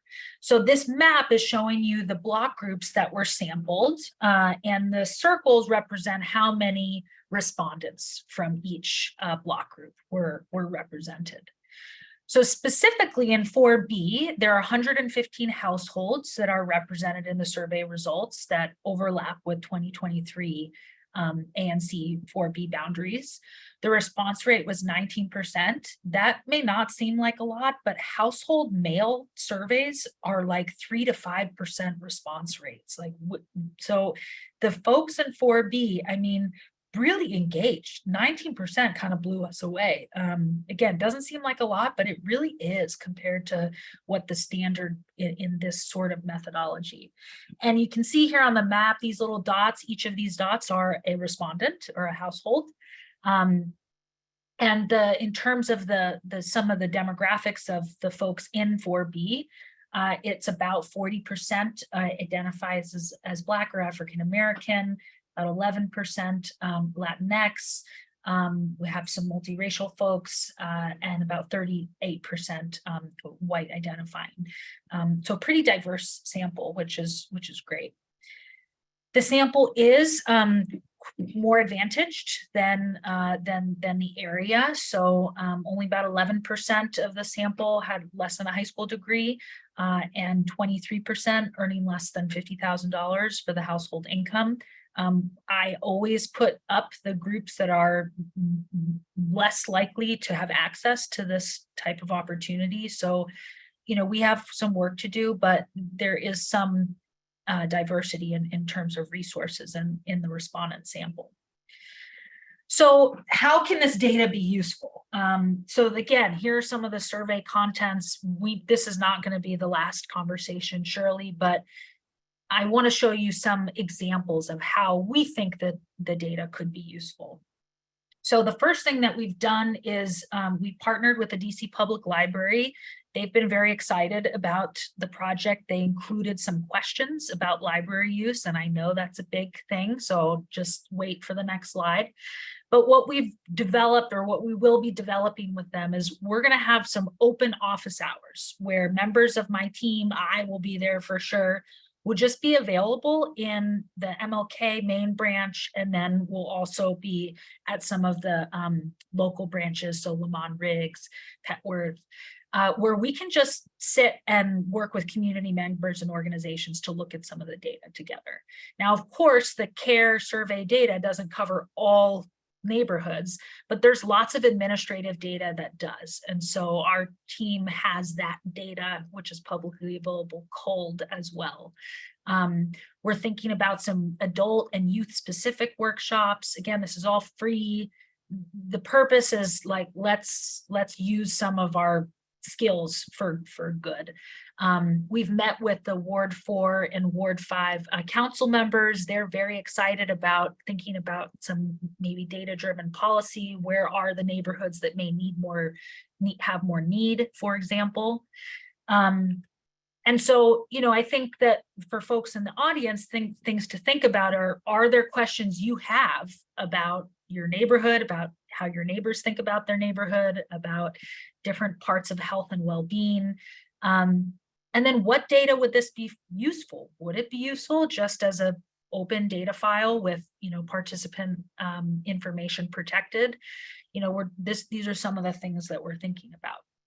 So I'm going to show you what we've given to the library. So one of the library items was, how often do you visit the DC Public Library? So these questions were put in long before they approved the library site off Kennedy Street. So that's great. But the original DC, the director, was trying to figure out, okay, well, where can we put this library? And maybe we should see whether there's library use, different by geography. And so this is a zoomed out map. So I am not getting too farther deep into grain, because we're trying to figure out how to, again, balance detail with protecting folks' privacy. But on this map, darker colors represent more frequent library users. And you can see on the map up there, in 4B, you can see the Lamont Riggs Library. It's a little circle with a book. There's the Juanita Thornton Library up there in Shepherd Park. And so, sure, blocks that are closer to the library use the library more. But can we zoom in on one of these little pieces and see if there are block-to-block differences in library use? And could this help us figure out where to put libraries? It turns out that in the data and all of the data, there's no disparities in library use by income, education, racial, ethnic identity, which is awesome. That means the library is being used by everybody. This is great. Like, that's library as like a great equalizer. So, but are there other geographical gaps? Like, if we zoom in on this. And so if you think about this map, you could very easily replace these color-coded blocks with a measure of well-being, or whether somebody has enough money to pay their bills or make their rent. So you could really imagine this as any kind of measure that we have in the project to understand where there is need. But also, as I think the library was very happy to see, that there weren't, at least in the sample, disparities by groups that we might be really concerned about. So this is the kind of thing that the project can do. There's definitely going to be limitations. Data goes through a filtering process for sure, but this is your data, not mine. So I really just, I'm happy to take folks out to coffee, meet, like, let's make University of Maryland like pay us to go have food and talk about neighborhoods. So I think I'm going to stop there. And I can answer any and all questions that folks may have. And I can also share this PDF too, so I can, if you want me to do, who will I send it to? Commissioner Yates? That'd be Sorry, I was great. on mute. You can just send it to everyone, Oh, 4B01 through 4B10. Great. Yeah. We'll do. All right. Does anyone have any questions? Well, thank you very much, Dr. Gard. It's amazing. Okay, well, thank you guys and have a lovely evening. You too. I'll talk to you soon. Bye. Okay, so next on the agenda in the inserted presentation is DDOT, who's here to talk about bike lanes. And I have to look for a few folks, so I need a second. We're looking for Cornelius. Evan, if you want to help me out. I'm looking for Cornelius and who else? Who else is on this list? I saw Mike Alvino. I'm pretty sure that's why he's here. I would guess, yes. What's Cornelius's last? Oh, Mike Goodnow is here as well. Both the DDOT mics. We can try those two, and then if there's someone else that we need to add, they can let us know. Hey, Mike, anybody other than the two mics we need to promote? No, good evening. It should be Mike Goodnow who will be leading the presentation tonight. And then if Cornelius Anderson is here, he can respond to all other DDOT questions and concerns. Yep, I don't see him. Okay, we'll do our best. Okay, wait, somebody raised their hand. Oh, there it is. It tricked me. Okay.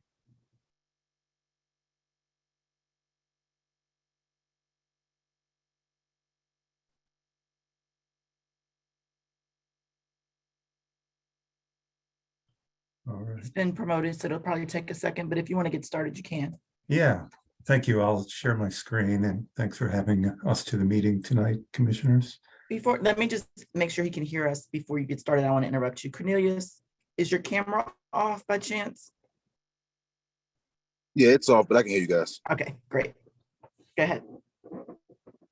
Okay. Let's see here.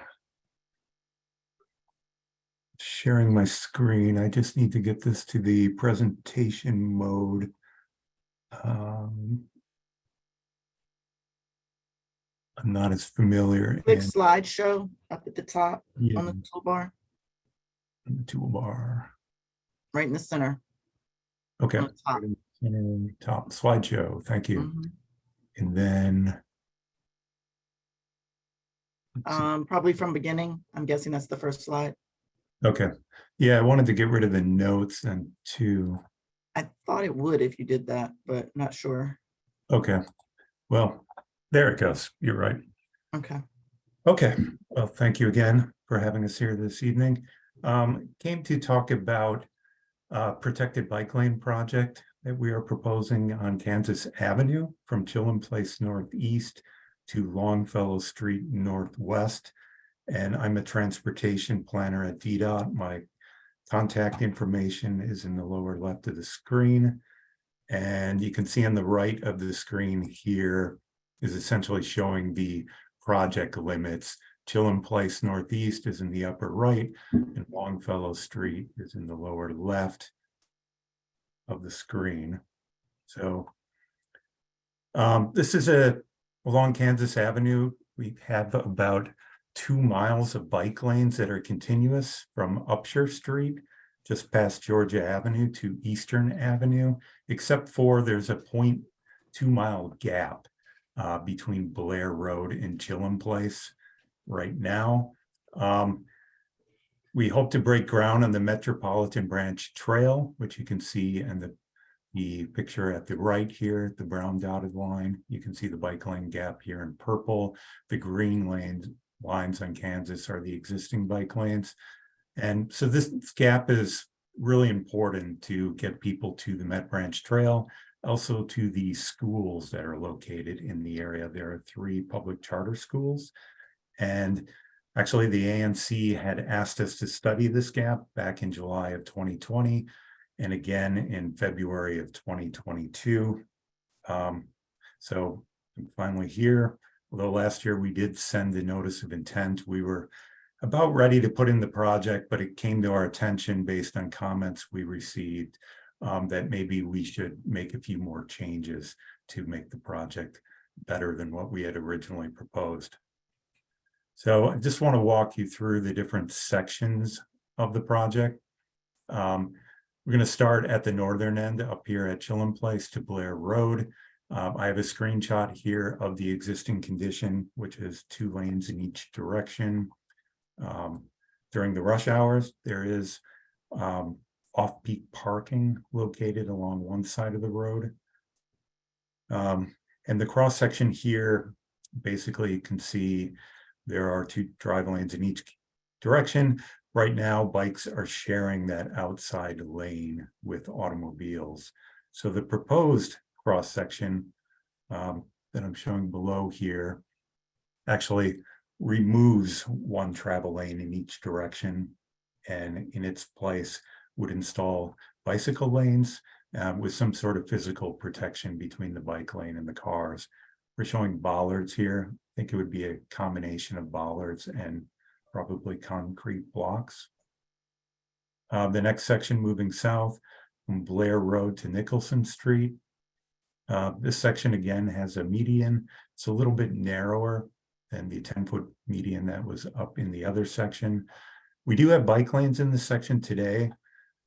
This is not a gap right now since we have the bike lanes, but we're hoping to take this opportunity to actually provide some protection for these lanes.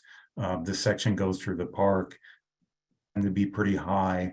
There are often cars not parked in the parking lanes. So sometimes that parking lane can be used as a passing lane or is used, which leads to some dangerous maneuvers for people biking and also higher speed traffic. We think putting in the protected bike lanes, which you can see in the cross section at the bottom, essentially flipping that bike lane, putting it at the curb, and then putting in a pretty wide buffer in place of the parking space would narrow those travel lanes and provide a protected space for the bicyclist. The next section, Nicholson to Madison Street. The bike lanes continue. There is residential housing along the east side of the road. What we're proposing in this section is actually to fit in the protected bike lanes and to keep the parking along the east side would be to remove that 4-foot median.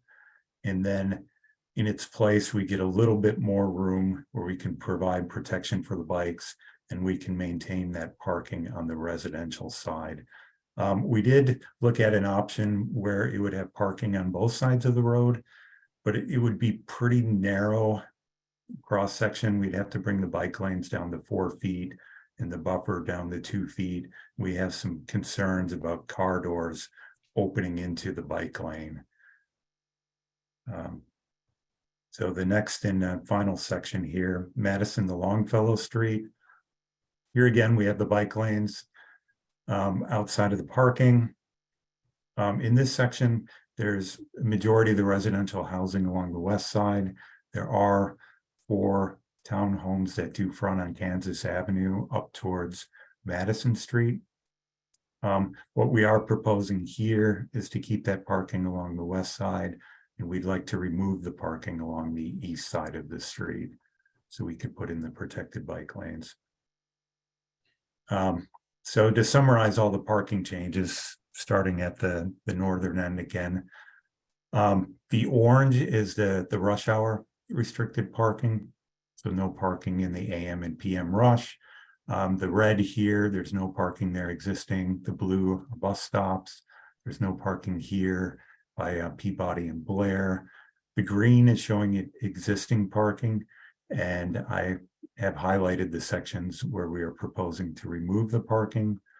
And you can see in these essentially 4 sections along the corridor. And then the next steps for this project would be to finish the pavement marking and traffic signal design. We would have a little bit of changes at Blair Road to make sure we maintain the traffic level of service. We want to maintain the left turn lane coming south on Kansas Avenue. So we need to ensure that is there. But again, going northbound, there is not a northbound left turn today. So we need to install some signal hardware, and we put in a turn lane there, which would require a bit of work. We'd have to remove the medians, and then we would install the pavement markings and signs. And we think we could do this work later in the summer or potentially early fall. It'd be about 2 to 4 weeks of installation, the majority of that being the concrete and signal work. The striping and signage work can happen in 3 to 5 days, most likely. So that is the end of my presentation. My contact information is here again, and I'd be happy to take any comments or concerns or questions. Thank you. Thanks. I actually would like to start the questions. I have several, actually. And I'll start with the section of Kansas near Chillum Place, Northeast. So the traffic there already bottles up with 2 lanes. It backs up Chillum Place all the way to New Hampshire Avenue, making it difficult to cross New Hampshire in the morning. And I don't understand how, obviously I understand that protected bike lanes protect bikers, but I don't understand how it's going to positively impact the overall traffic pattern in that area with 3 charter schools in one corner. And I would like to know what thought has gone into that and how you're going to address the traffic there. So that's the first question. The next question is, where would people that are visiting the park that aren't biking park if you're going to eliminate parking next to the park? That's the second question. And the third question I have is, if school is out all summer, why would DDOT want to coordinate a project to tear up the roads around a school when school's back in session? Why not try to do it at a time that further reduces the traffic impact to the number of people that are driving from other areas to this area to take their children to charter schools? Yes, and thank you for those questions. I did want to ask on the first one, did you mean at Chillum Place or at Blair Road? I think you I mean said at Chillum Place, Chillum from Place. the intersection of Chillum and Kansas, all the way to the intersection of Chillum and Blair, actually. I mean, of Kansas and Blair. There's a traffic, pre-pandemic, there was a traffic backup every day for hours with 2 lanes. And now you're taking a lane away. Right. Yeah, it would at least remain in the current state or potentially get a little bit worse. We are doing some traffic signal timing changes there that we hope would move more traffic through the intersection, give a little bit more time to the Kansas Avenue traffic. I guess it's just one of the problem is the reverse, though. It's not giving more time to the people on Kansas, is that the traffic on Chillum can't get on to Kansas. Oh, Chillum can't get on with the school. No, and then it backs up past New Hampshire, and then New Hampshire backs I up see. because people block the intersection. I'm sorry. I used to live in Tacoma Park, Maryland. I bike Kansas Avenue, and I always saw the traffic back up on Kansas. I wasn't aware of that at Chillum. That is something we can certainly look at with the timing there and see if there's any way we can improve that traffic flow. I know it can be difficult at a number of schools since there's quite a bit of traffic coming for that pickup and drop off, but Right. certainly something we can look Which at. prevents the people that live in the area really from using that area altogether. We used to have meetings with the schools all the time to try to negotiate sort of a better pickup and drop off system, but charter schools have no obligation to provide a traffic plan, right? So everybody in the school can drive. And now it's come to our attention that those same charter schools are applying for residential parking in those neighborhoods. So they're driving over there now too. Well, they were driving before, they were just parking illegally, and wanting to park. And you're removing parking spaces and you're reducing traffic lanes. I'm not anti-bike lane, but that it just doesn't make sense in the location that you have this intention.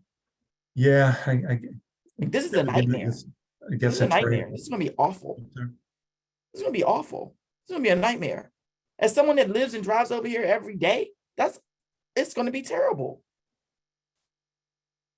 And that's when the construction's gone. I'm talking, I mean, the construction itself is gonna be a problem, but this idea is not well thought out. I don't understand how this makes sense for anybody. Well, think Yeah, it's- you're 90% there. So, I mean, we all have to adjust to D.Swim, but like, to me, this is crazy. You have to have seen the volume, or did you measure the volume of traffic during the pandemic? Because there's no way anyone measured the volume of traffic pre-pandemic and thought removing a traffic lane was a good idea. No, we actually did take the traffic volumes from before and then did compare them in pandemic. We also got a number of requests for people who want to bike to the schools and don't feel safe doing so. And especially with the trail coming, we're really thinking of how we might provide other options and driving for people to access these places. So it's really the thought behind it. I don't want to monopolize this. I'll let someone else talk. Okay. And then I can follow up later. I can reply to your other two questions. Oh, go ahead. You mentioned the parking along the park.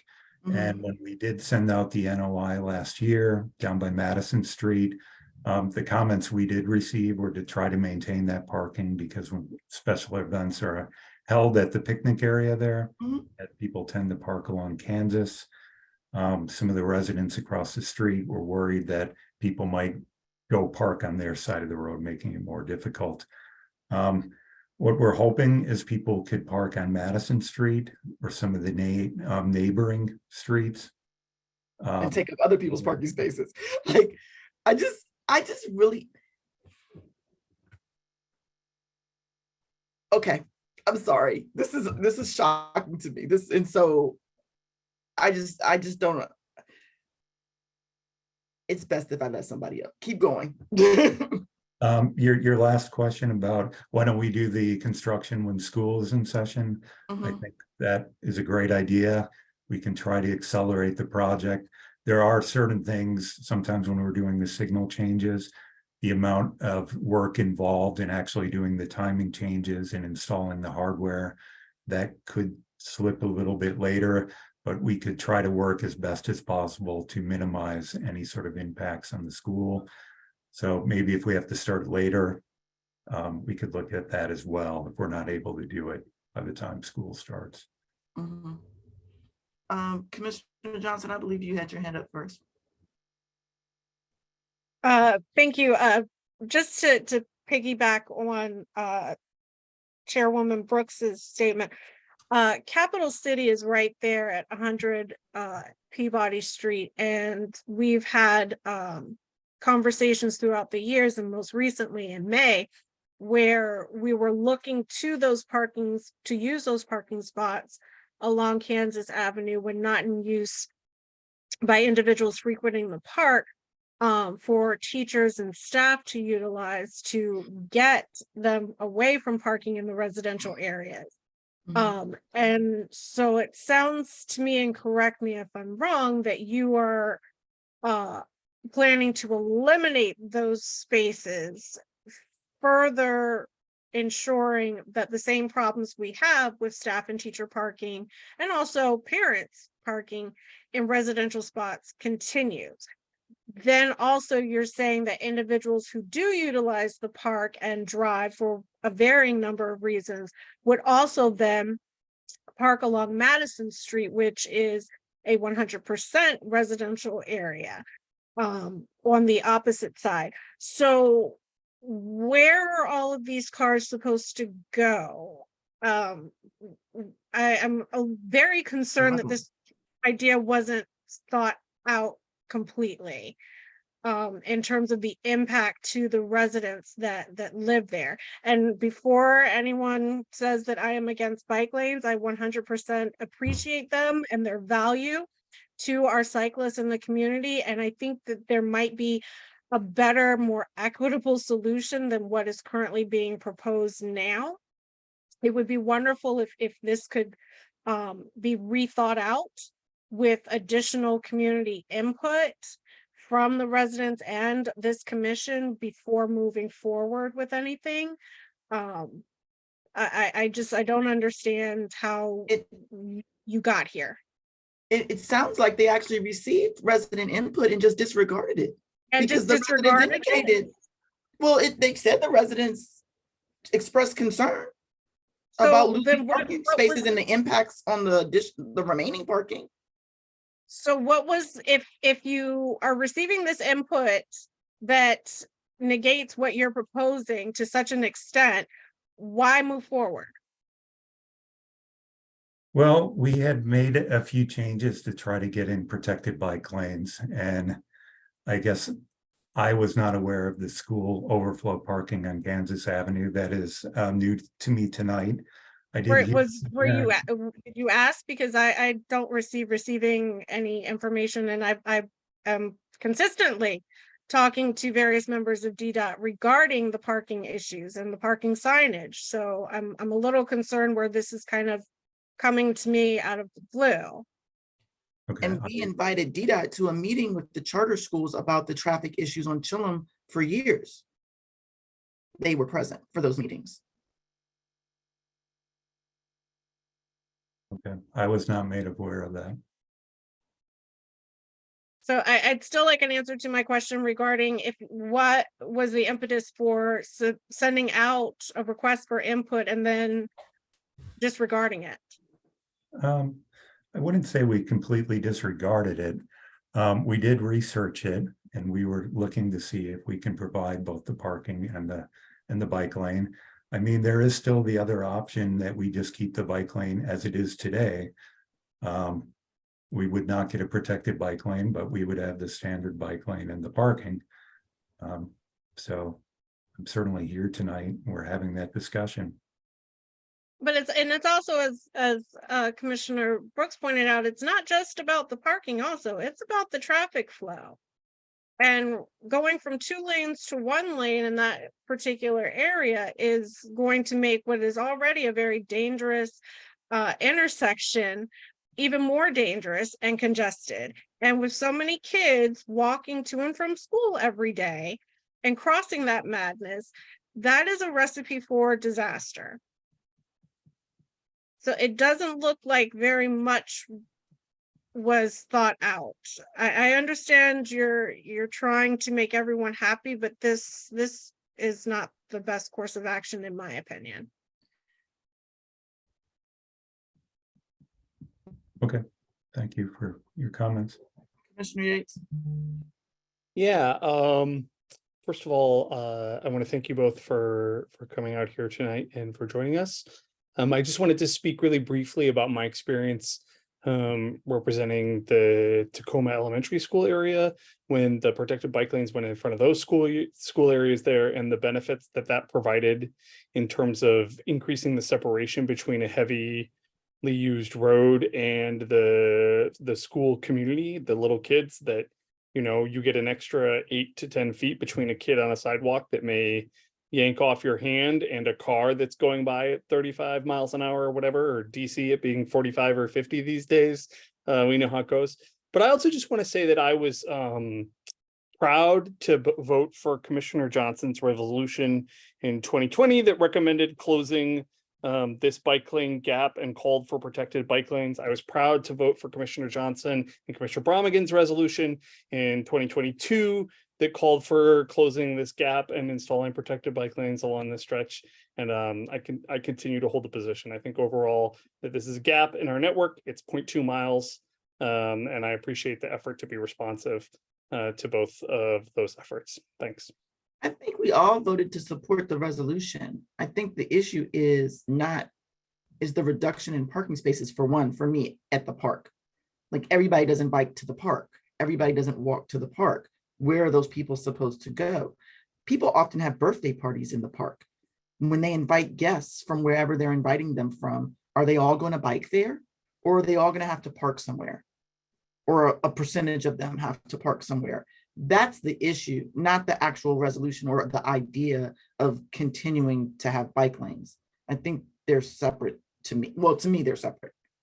I don't know To if it me has as to be one or well. the other, does it? Just to rebut that a little, I think I hear you about the park. I would just say that especially within the case of the rush hour parking that we're talking about removing, I find that genuinely like rush hour no parking restrictions offer very little benefit to the community that we live in when they've got them in, right? Because they encourage speeding. The residents don't really get to take advantage of the parking because you can't leave your car there consistently for any amount of time.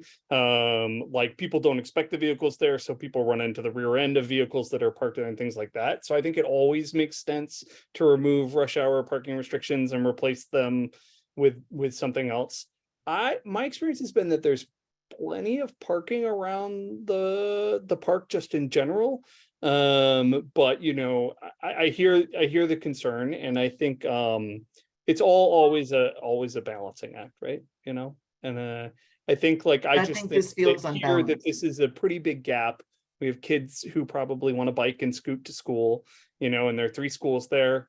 If we can get, you know, even 5 kids out of cars, you know, and into scooting or biking or whatever per grade per year between 3 schools, which is not an impossible task by providing a safer thing, like you've reduced the amount of traffic along that road for our community considerably.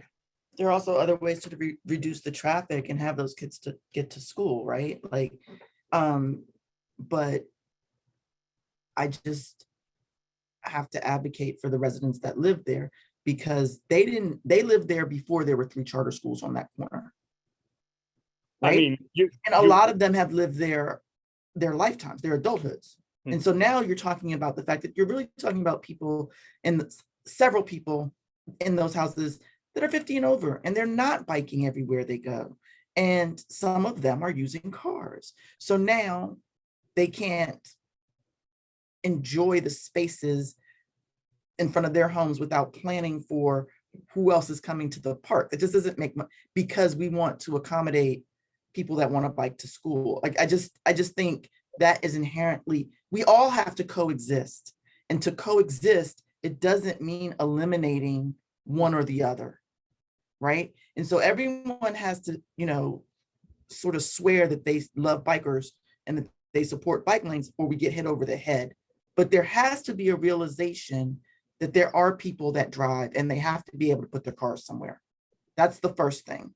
And the second thing is on the Chillum Road side, because Kansas Avenue connects people from Maryland to DC and they're using it as a commuter path, there's a bigger issue there. You have people coming from out of the city into the city, commuting downtown along Kansas Avenue. Traffic is backed up ridiculously. You have all the people that are on Chillum Place between Kansas and New Hampshire, and on the other side on Peabody. All of that is a hot mess, and eliminating a lane isn't going to make that go away, because the lane isn't for those people. The protected bike lane isn't for those people. And so there has to be some conversation around what you're going to do with all those cars and where they're going to go. And we all understand the desire to eliminate and reduce, vehicular traffic, car traffic by 75% over the next 10 years. But that's a very painful first swath, I think. And again, the people that are going to be pained by this aren't the people that you're selling to. And I think it feels like Mike just kind of disregarded them in the course of this conversation. If they brought concern to him and their goal was to really get a protected bike lane and that just got disregarded, then it wasn't collaborative and it wasn't balanced.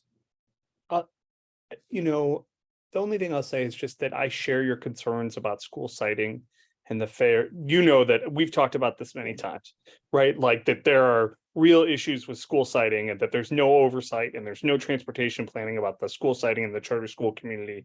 And they're allowed to put them up everywhere with essentially no consideration, right? For the routes. And I think that's a root at a lot of it.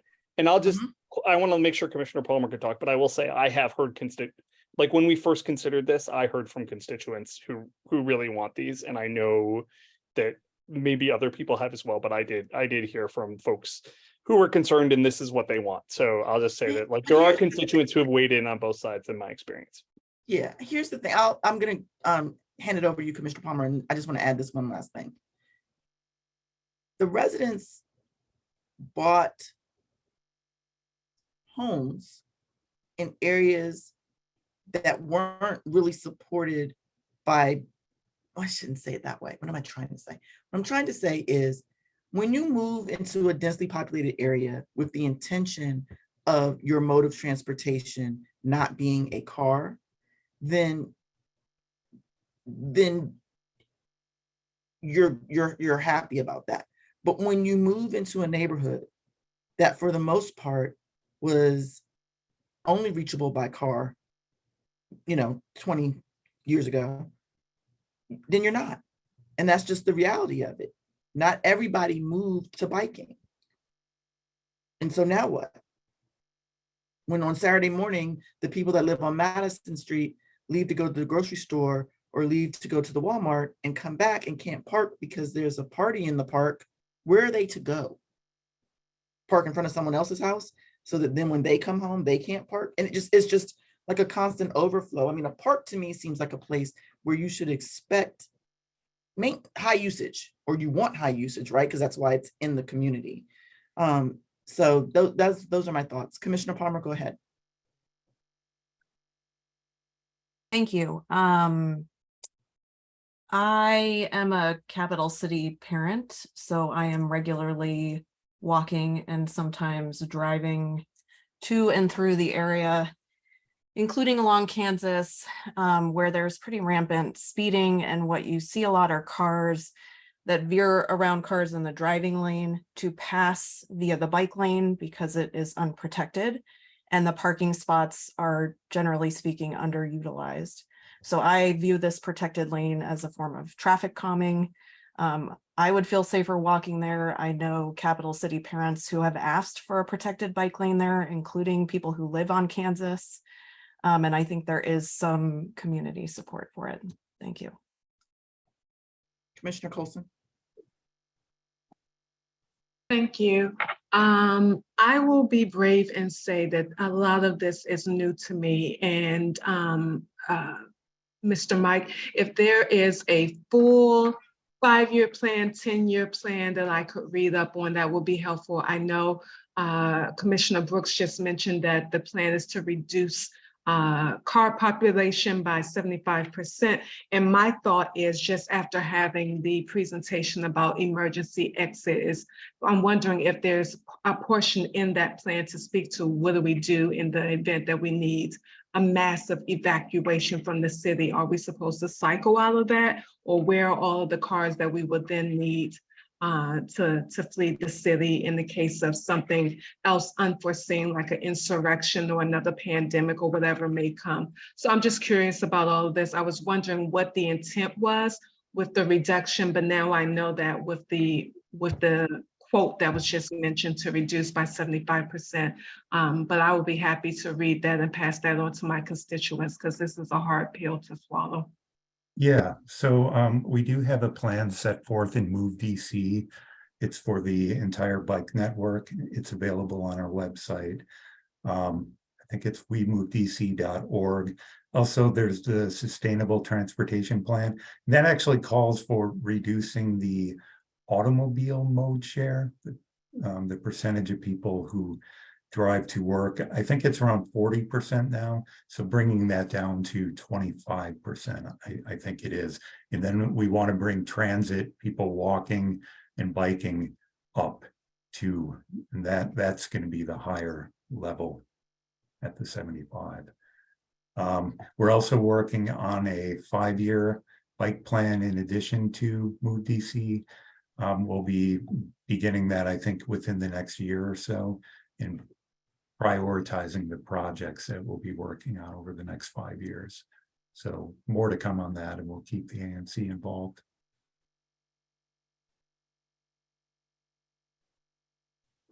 Thank you, Commissioner Cohen. Thanks for the information. I'm actually kind of split on this one, but I did have some questions. Do you know if installing the protected bike lanes on Kansas Avenue would address some of the speed issues that we're currently seeing on Kansas Avenue. Like, have you seen that? Like, did that go into your analysis? Was kind of my first question. The second question I had was there still plans to put a bike share station at that Blair Peabody North Dakota intersection? And is that a part of this, or was that sort of, is that a different, if you have more information there, that'd be great. Yeah, and I will echo a lot of what Allison said as well. A lot of folks,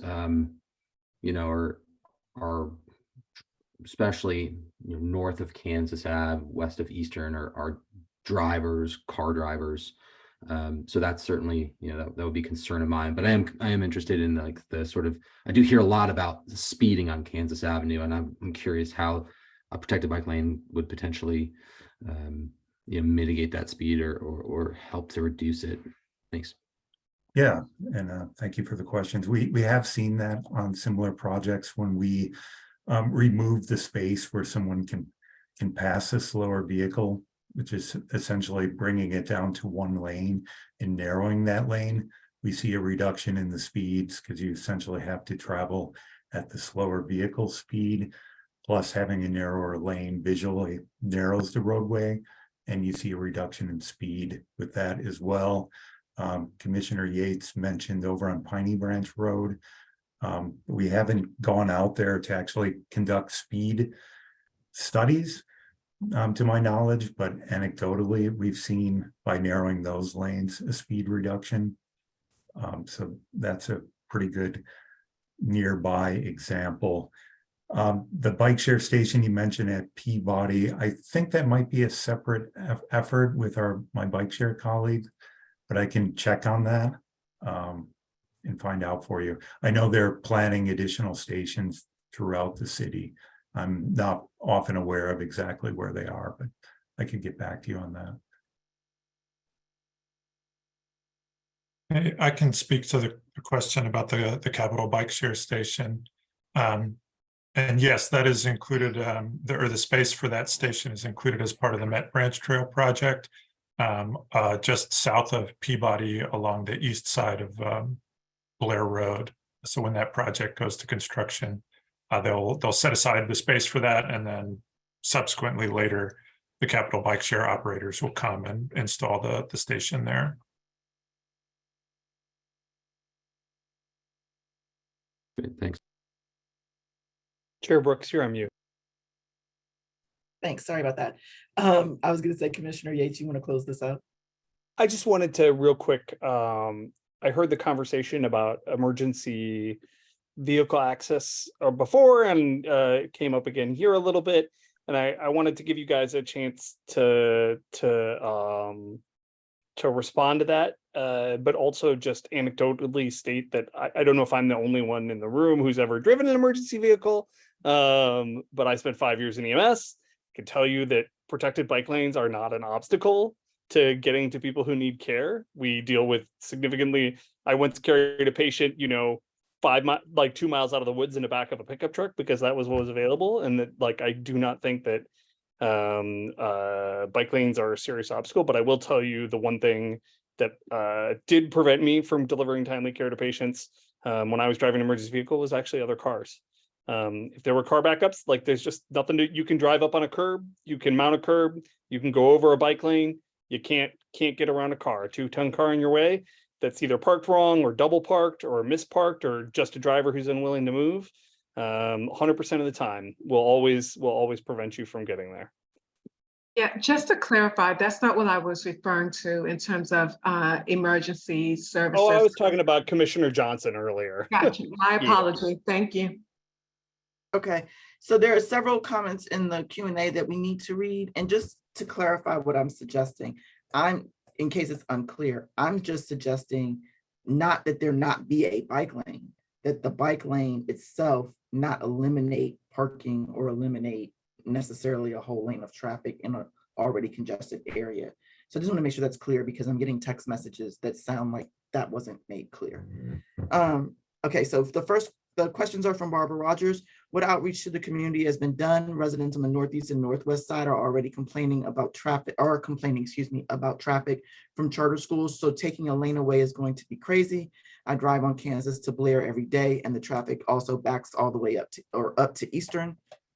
So that's one question or two questions from Barbara Rogers, or a question and a comment, however we want to categorize that. Right, and the outreach, I guess, began last year when I sent the notice of intent to the ANC. It's typically the outreach we would do for a project like this and then come and present to the ANC. So the school issue is rather new to me, with the traffic backing up on Chillum. In that case, we have gone and spoke to schools in the past, but we have not done that on this project. And then you had the second question, I'm sorry. I think that was it. The other one was just a comment about the traffic backs up on Eastern Avenue. Okay, next it was, I completely agree, and because of the backups, aggressive driving has increased in that area. So is the bike plan already approved, or is there still room for community comment? There's definitely room for a community comment. That's why we are here, certainly. Okay. Barbara Rogers also said there's some relief when traveling on Kansas towards Blair Road, but only when you get to the 2 lanes after Chillum. Okay. Keeping going. Julie Lawson said, I believe it's best if DDOT does the construction in the summer so vehicle traffic can adjust when school starts. These improvements to the roads will be safer for kids who will have more buffers from vehicles. This conversation should be shared with the Office of the Deputy Mayor for Education as they work on the Master Facilities Plan, which guides facilities for public charter schools as well as DC public schools. In short, as a resident on Eastern Avenue near Kansas who both bikes and drives and has a child who walks to Wells and around the neighborhood, I think the project is very needed. Let me see.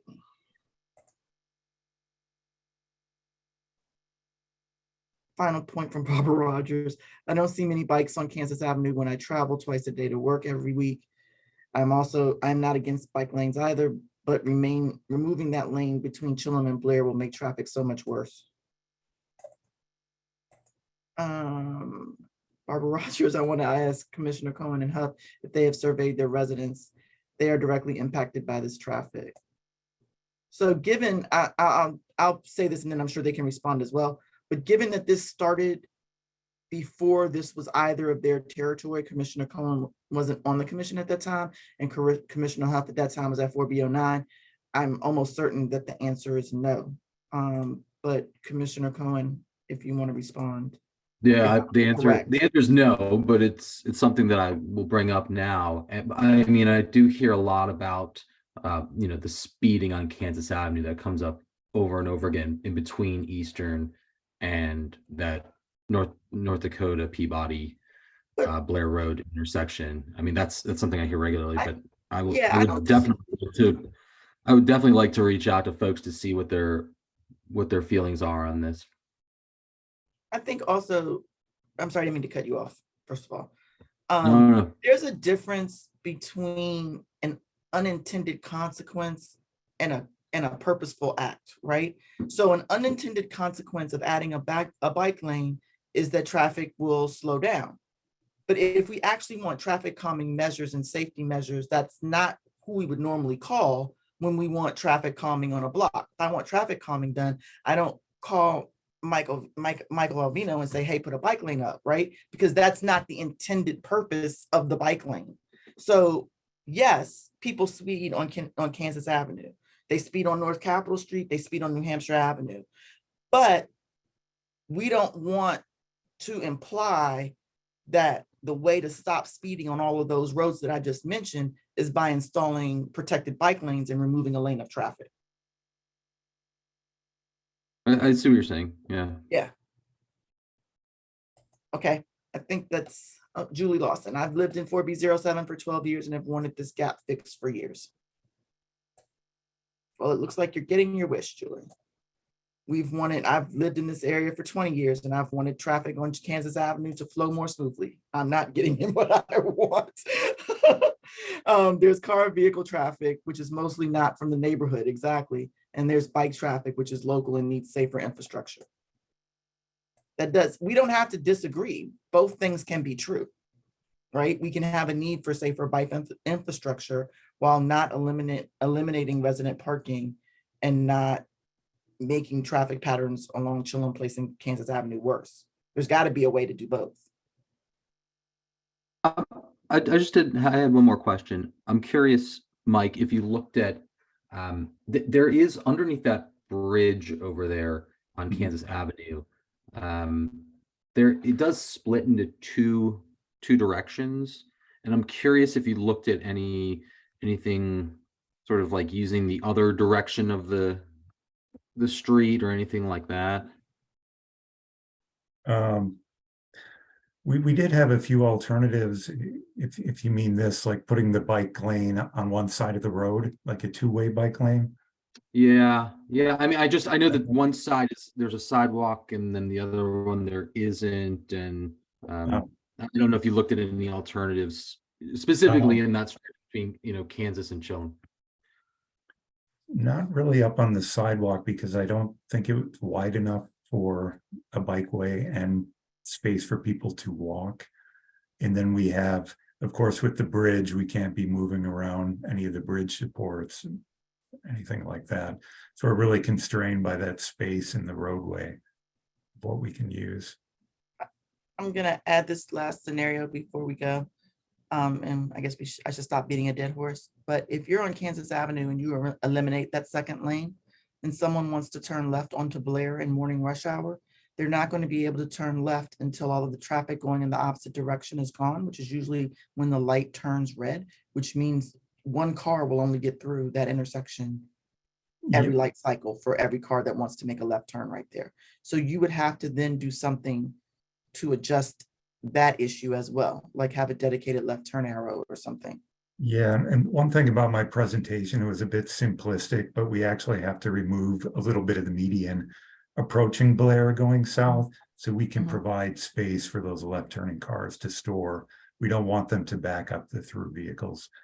So we have thought about that in the analysis. Okay. For making sure that that won't be a source of congestion. Okay, great. All right, well, I think I don't see any more hands raised, and I think we have answered all the questions in the chat. So I think we're free to go. You're free to go if you want out of this circus.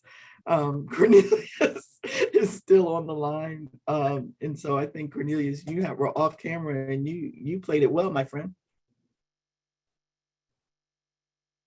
I'm still here hanging in with the guys, and I've been in the chat. I didn't drop off. No, I didn't think you did, but you didn't. You're probably not going to get any questions at this point. I think we can just move on.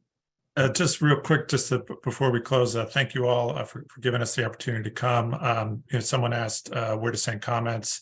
So I know Mike had his contact information up there. We can follow up with that as well for the commissioners. And as always, when the notice of intent goes out for a project, we always love when the ANC puts their comments together in a resolution, so we can really understand what is the priority. So if there is one from 4B, we would really appreciate it. Otherwise, we'll have to regroup and follow up based on the comments that we heard tonight. Thank you. Mm-hmm. Thanks very much. What's our timeline for that? Because it's not on the agenda tonight. A resolution, I mean. Could we respond in our September meeting, our August meeting, and get it to you in August? I believe so. I believe the NOI comment period already closed, but certainly we would welcome a resolution should there be one in August. Okay. So not my S&D, but just asking so that they have a timeline. All right. Well, thank you very much. Thank you. Good night. Good night. So every month I think, oh, this will be a quick meeting. And here we go. So we still have 2 more presentations, each of which will 10 minutes. Just funny to me at this point because the DDOT presentation is 10 minutes too. And then we have a vote on our consent calendar and one other resolution. So after we get through these two presentations, guys. I think it should go very quickly. So with that, we need to bring up Greg Cardona, and I'm sorry, but I cannot pronounce the last name. I would need someone to help me with that. Affordable Assisted Living Facility, 7709 Georgia Avenue Northwest. If I need to promote you, I can do so now. Is there anyone else? If you need to be promoted for this presentation, please use the raise your hand function.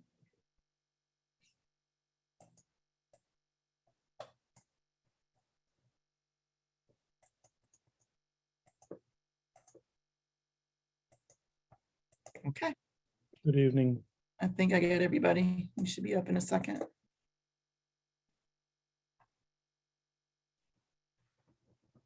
Good evening. Would you mind telling me how to pronounce your last name? Sawadi. Sawadi. Okay, I apologize. Oh, no need to.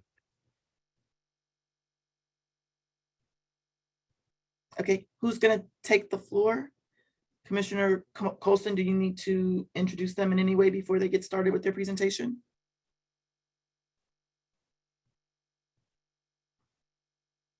No, I don't. They can Okay. take the floor. All right, who's presenting?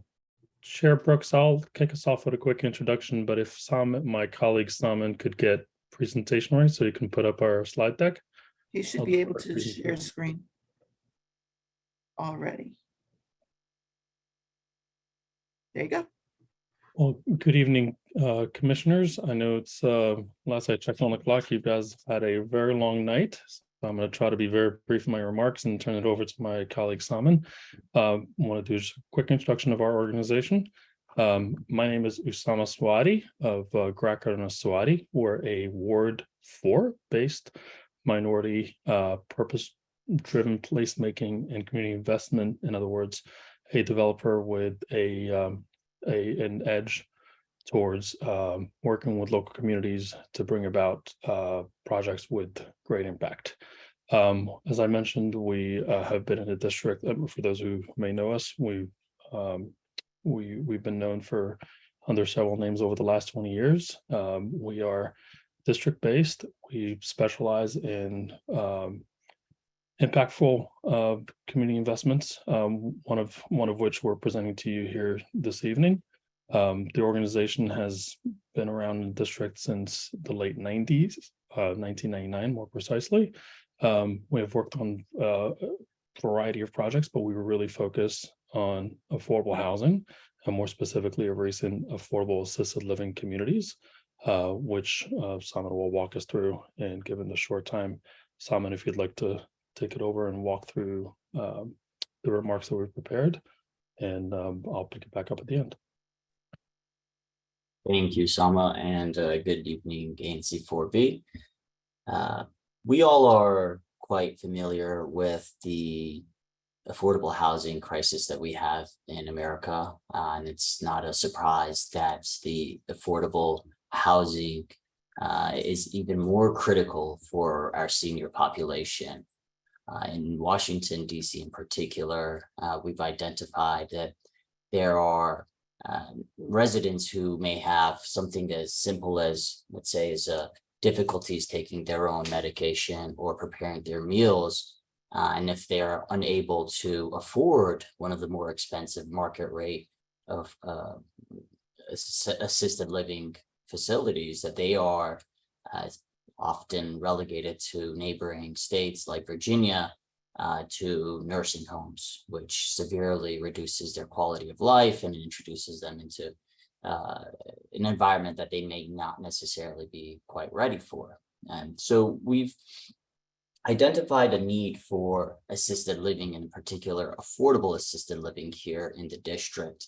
A third-party study has indicated that there are over 10,000 residents in DC that are qualified for Medicaid assistance and their housing.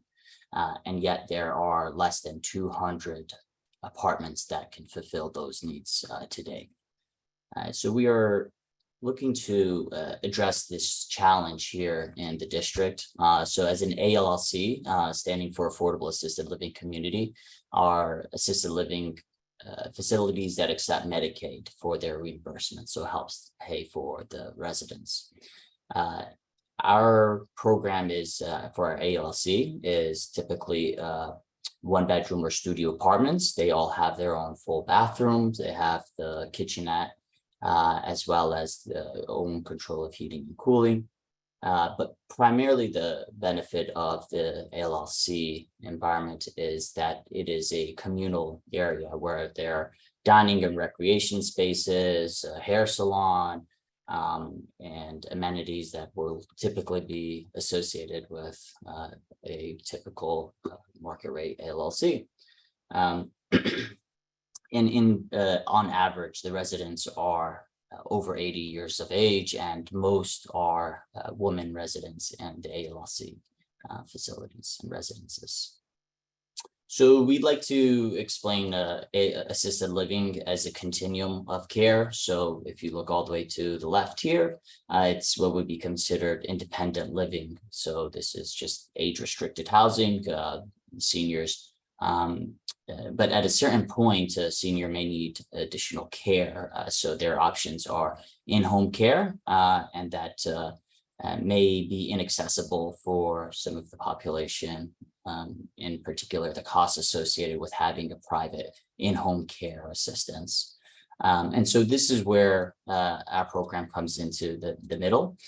We are providing the assisted living communities that provides the housing, health, the personalized assistance and care. The concept is to prolong the stay in assisted living before there's ever even a need to be taken to a nursing home, which would be associated with full-time nursing. And we often get questions on how residents qualify for affordable assisted living communities. So the minimum age is 60 and or are disabled or over 55. They are residents of the district, and there are income restrictions with the use. There are areas of need in the district that are highest in wards 4, 5, 6, and 7, 8. We have just finished ALLC at Kenilworth Park, which we will review. We are just breaking ground on one at Benning Metro, and we'd love to talk to you about putting a ALLC here in Ward 4. This is the residences at Kenilworth Park that we just finished construction. It is walking distance to Deanwood Metro Station. It introduces 167 new assisted living apartments, and it's just a beautiful building nestled in a aquatic next to the U.S. Aquatic Gardens. And as you see in these images, that I often get questions like these are not renders, that these are our finished units. You could see they're quite comfortable space. We have a dining facility that is large enough to host all of the residents at once, private dining areas. We have amenities for recreation, gaming, private kitchen if residents would like to make their own meals, hair salon. We're going to have this built out convenience store. And so this is just a safe, comfortable environment for seniors to live in a dignified and meaningful way. The proposed project here that we would like to talk to you all about is very similar in concept. We are proposing 156 critically needed apartments for our low-income seniors. Again, primarily a mix of studios and 1-bedrooms, and it will have the full host of amenities, services, transportation that is associated with our project over at Kenilworth. We recently purchased a lot that is at the intersection of Calmere Road and Georgia Avenue. It is the site of this strip center, the Fairland Market. What we are identifying is that there is in this area, which the property is within, is part of the DC Office of Planning's approved comprehensive plan future land use map. that is proposed and has approved for the rezoning of an area that is currently associated with moderate density to increase it to medium density. And as such, we are proposing a zoning map amendment that takes the existing zoning for the MU4 to a proposed zoning of MU10. This increased density to a moderate density allows us to design the building and be able to accommodate the residents that we are proposing to develop here. As a proposed schedule, as mentioned, we recently acquired the site. We just filed a map amendment as outlined. We have been doing community outreach, and we'll identify some of those shortly. We expect that sometime early of 2024, and hopefully with your all's support, that they will have a map amendment public hearing with the goal and anticipation of sometime of mid of 2024 that we break ground. And that's expected to finish construction in about 2 years, and we could open the doors to our residents.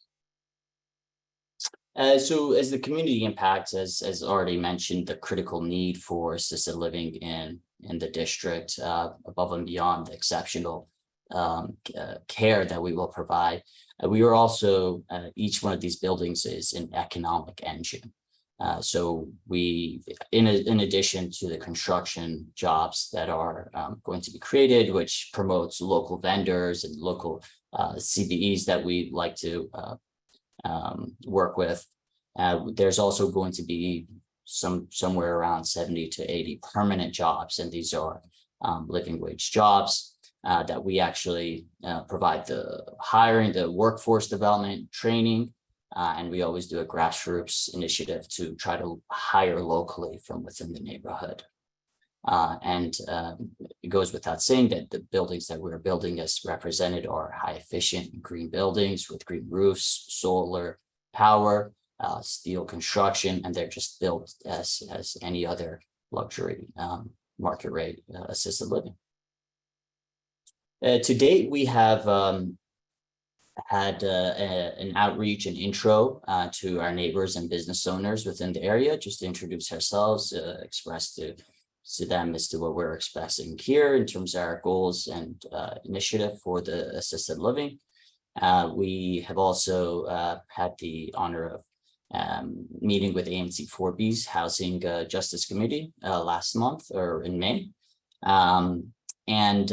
We've had the pleasure of meeting with the Upper Georgia Avenue Main Street, Jessica, the executive director, and they've been very helpful in already connecting us with some resources that they have, as well as being able to collaborate on some exciting projects and initiatives that we're going to be working together on.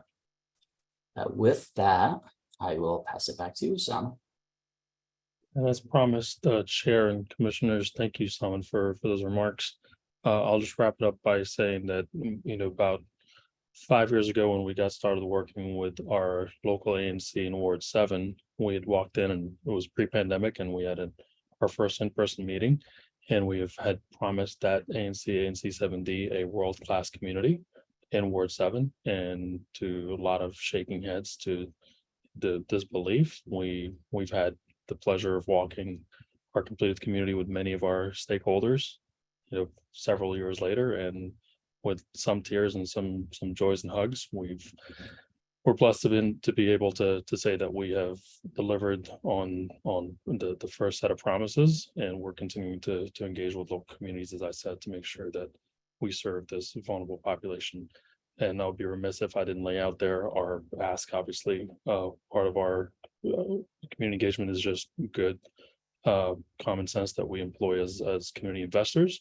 But in the course of seeking this zoning approval through the zoning commission, we would be certainly asking and looking for your full support before the zoning commission in the upcoming hearing next year. With that said, I'll pause there, and if there are any questions, Chair Brooks or commissioners, be happy to field them. Thank you. Would you mind taking down the share? Makes it Sure. easier for me to see the commissioners with their questions. I believe I saw Commissioner Yates's hand up. Yes. Yeah, I had a couple quick questions. Some of these will sound familiar after the housing justice meeting we're at. One thing that I noted is that in Ward 7, you did a planned unit development project process. You noted that on your slide, and here you're proposing a map amendment. One of the key differences for us is that the PUD process enables community benefits to be locked in permanently, right? Like the good things that you promise have to be delivered legally. That's the only project that can be delivered there. Whereas a map amendment allows for basically anybody to take advantage of the rezoning if you were to sell the project. Why are you doing a map amendment here instead of a PUD process? Commissioner Yates, that's a great question. I'd like to correct the record on it. We actually did not seek a P. I think you may be confusing us with the Kenilworth Courts project. That is the housing authority with the Michaels organization, Okay. and which is a massive redevelopment of Kenilworth Courts, a multi-phase project, which the zoning commission usually favors for large tracts to go through the PUD process. Although we initially our project would have been by right, but we had some site conditions that required us to go for a design review, which is actually 1 degree removed from a map amendment. However, we weren't required to have a community benefits agreement with the community, but I can gladly report that working with ANC 7D, continuing to engage with them to this day, we have fulfilled every one of the promises we made, from contributions, from drives. As a matter of fact, today we're just about to start taking in residents, and we're about 50 out of the 90 permanent jobs, 45 of which are from the neighborhood. Our choice of zoning entitlement process is certainly just par for the course, and we don't see one as distinct or separate from our core value of working with the local community. The other question I had to do with the standard for review for this, of it being not inconsistent with the comprehensive plan. And the MU10 zone that you had talked about previously is like, would appear to be could be considered to be in the zone level above the future land use map for this area. How do you respond when you say that like that zone could possibly be too dense for what the FLUM anticipates for the area? In our initial, so we're working with Holland and Knight as our zoning council. I mean, we're certainly our developers and we know how to read the zoning code, but we rely on council as well as engagement with the Office of Planning. And we've had our initial check with the Office of Planning several months back, and the feedback that we received is that they don't see NMU10 being inconsistent with the FLUM. And then the final question is the RCE policy for 235, the Upper Georgia Avenue Northwest development that says that new development should provide ground floor retail along that stretch of Georgia Avenue. Would your project be consistent with that goal in the 100%. Yeah, 100%. I didn't confess it on the front end, but I'm local graduate of Catholic University's School of Architecture, and they've sent me to rehab and got the architect out of me, but I wouldn't commit the sin of having a multifamily building on Georgia Avenue with that ground floor retail. Can you tell us what you'd anticipate there? Oh, right now, I mean, we don't have, the retail identified, but we expect that it'll be some sort of neighborhood serving retailer. I mean, it's a bit early in the process to identify who's going to be in our tenant pool, but we certainly would continue to engage with Upper Georgia, Main Street, and other stakeholders to make sure that we curate the right retail strategy there. I have a question. I want to know, I believe there's an apartment building behind you, behind that location. Would that apartment building have to change, move, what have you? No. It's not impacted in any way. Our property is confined between Calmeo on the north, the alley that separates us from the walk-up garden apartments. And forgive me, our office used to be just by the BP station down the street on Georgia. I can't remember the name of the community directly east of us at this point, apartment community. And so, yeah, I mean, we're and then San Miguel School on the south. So no, we don't anticipate any construction changes to the alley or to the, I mean, our construction will be confined to the parcel that we do own. Okay, so also perhaps I admit I'm trying to multitask, but I didn't quite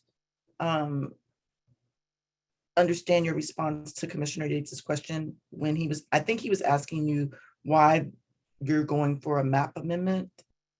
And I don't think I heard the answer to that, why you chose to have a map amendment versus the PUD.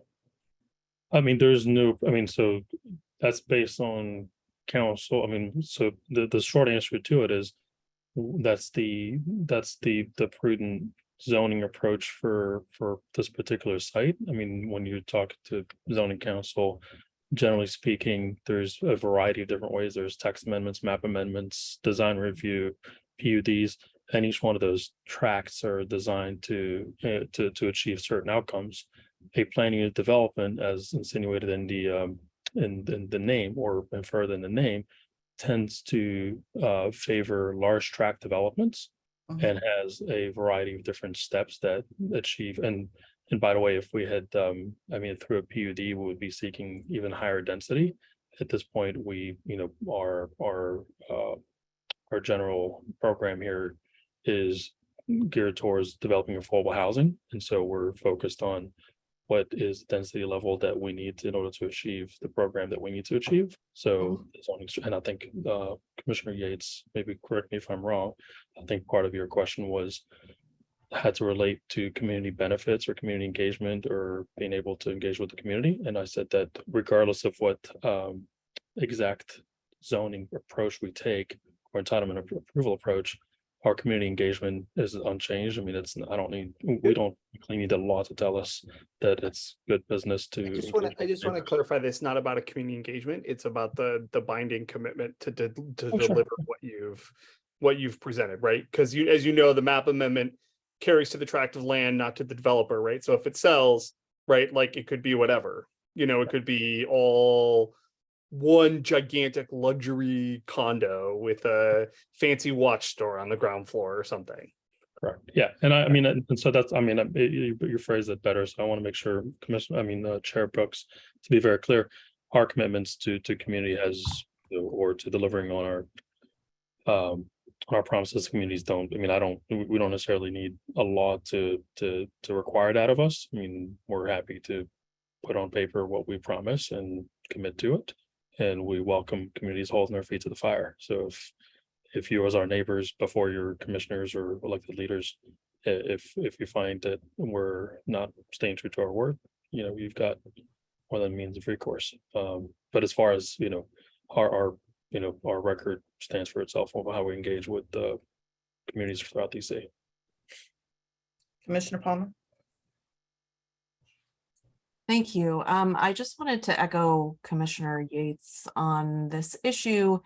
And I very much appreciate your comments about your business integrity and commitment to the benefits and things that you commit to. But I just want to note that we don't have recourse if you back away from those. That's the distinction between a map amendment and a planned unit development for us, is that there's no enforceable commitment to these things. So we appreciate the discussion and the commitments, but it's a different legal structure. And we will do our best to hold you to the things that you commit to, but we don't have legal recourse if that goes sideways. Thank you. Yeah, noted. Commissioner Cohen. I had a quick question and comment. So this spot is right next to that school there, the St. John's College, San Miguel School, is that correct? Mm-hmm. And I think that's like 3 or 4 stories. And how many stories are you planning on putting? Is your property planning on being? We have not commenced design yet, but we expect that based on current density and the need for retail on the ground floor, we'll probably be between ground floor retail plus 5 to 6 stories above. So it would be anywhere between 2 to 3 stories next to San Miguel. Got it. And the property like abuts the San Miguel school on the our property where we have a party wall there. Yeah. Mm-hmm.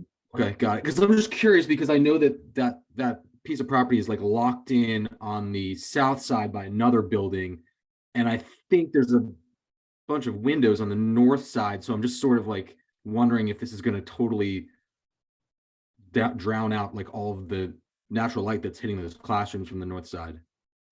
Our expectations, obviously, we haven't commenced design, but we're very sensitive to I mean, I think they have a bit of a court, Commissioner, within, so their building has a bay of about 5 or 6 windows that directly are on the property line, which technically in DC law, when you put windows on a party wall, those are at-risk windows. In other words, you put them in, with the risk known if your neighbor builds up right next to you, you would lose those windows.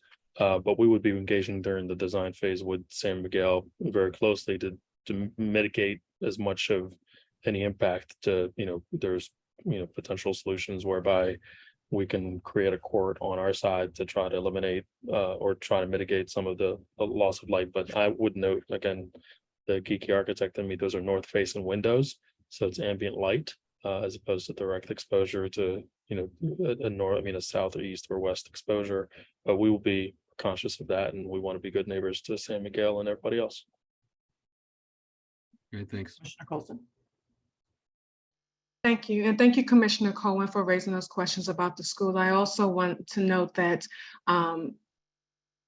that is a busy traffic area, especially for the school.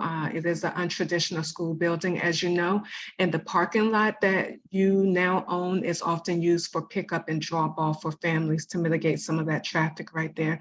So please take that into consideration in your design as well. I also want to talk about, as you know, Ward 4 residents, many of those who are aging, who will prefer to age in place and may have to transition to a facility like yours, are accustomed to having outdoor living space. Is that included, or will you include that in your design? Because I didn't see that. Yeah, we haven't even commenced design on this particular community, but the community that Simon had referred to, our first in Ward 7, which, I won't be held to that standard because part of it was luck, part of it was just the nestling. We featured 2 massive outdoor spaces, one that faces the National Park Service land, which had a barbecue area and what have you, and then one that was a terrace on the 2nd floor. Our second community, we're not so lucky setting wise, but we, again, because we agree with you, outdoor space is immensely important. We're able to achieve, albeit admittedly smaller, but we still consistently deliver 2 pretty sizable terraces to be able to, walk out from the dining room and enjoy, a cup of tea, a cup of coffee. And then we have an activity space that spills out onto another outdoor terrace. And here we would certainly be pushing the design team to consider maximizing outdoor space the best we can. Because again, as Simon mentioned, the aging in place principles are very clear. The data is very clear. You take a senior who's aging in place, is able to get quality housing, quality food, medication on time, and most importantly, socialization to avoid any isolation, which usually takes place in both indoor and outdoor settings. Those are the things that, enable, our parents and grandparents to age more gracefully, stay out of hospitals, stay out of nursing homes. So that's the premise. So when we said to ANC 70 will deliver a world-class community, we weren't talking just about facility, we're talking about, enabling true aging in place where your service is being delivered by folks from your community as well. I have one question in the Q&A that I'd like to get in before we wrap up. I'm sorry, Commissioner Colson, I didn't realize you had another question. Go ahead. One more question, I'll make it very quick. So in your renderings or in your presentation, you said studio and 1 bedrooms, but we know that sometimes grandparents or people of that age are caring for younger family members. Does that mean assisted living? Does that mean that there must be a limitation to the spaces being 1 or studios? Or is there some flexibility with that to include other family members they may still need to care for? So the short answer to that is because one enters Medicaid, the DC Medicaid program, which is obviously a state administered federal program, there are limitations. Visitation is obviously an option. We're aware of that fact, Commissioner Colson, and right now I couldn't tell you that we have figured out the silver bullet, how to address the caring population that's taking care of grandkids and grandchildren. The short answer is right now the limitation, because it's an age restricted when we get licensed. by DC Health and ultimately by the Department of Healthcare Finance. There's a stipulation on who gets to reside in the community, resident, and the keyword being reside. But certainly we don't want residents being isolated from their families. That's hence why we're trying to build the communities where their families exist. But the particular issue you raised is not one that we're able to quite address the way that I would like to address it, absent federal regs and requirements on us. I certainly would love to be able to build larger units and be able to try to house grandparents with their kids, but that's not being featured today. Thank you. Sure. Okay, the last question's in the Q&A, and it says, excuse me, do any of your facilities have memory care? Excuse me, do any of your facilities have memory care floors? As the primary caregiver of my mother who has dementia and Alzheimer's, the availability of affordable memory care assisted living is pretty much non-existent. I have found only one DC assisted living facility and a dedicated memory care floor that accepts Medicaid. Fantastic question from whomever asked it. This would be, so on both our prior communities, the one that's completed and what's under construction, we've been working hard with Department of Healthcare Finance to encourage them to be able to support us in being able to deliver affordable assisted living with a cognitive dimension, or dementia wing, or early Alzheimer's or what have you. I don't have a confirmation that we're going to have DHCF support on this, but we're actively pushing, and we believe that this would be potentially our first community that would feature that. And we totally agree. I mean, the need is tremendous, and the service provision right now is near zero. And so that's something that we're consciously aware of and trying to address that as well. Well, thank you very much. Absolutely. Thank you for having us. Really appreciate your time tonight and consideration. And certainly it's not a veiled offer or an unsincere offer. So we expect to be neighbors with you guys for a very long time. And while you're commissioners and whatever you endeavor after, and please hold our feet to the fire. And you're got an open invitation to come visit with us at the residences of Kenilworth Park, because a picture's worth 1,000 words. A site walk is God knows how many words that is. So you're more than welcome to reach out to us, and would love to show you around. Thank you very much. All right. All right. We have one last presentation, which is the Plant Unit Development by NHPF and the Elm Gardens Tenant Association at 7050 Eastern Avenue Northwest, Elms Garden.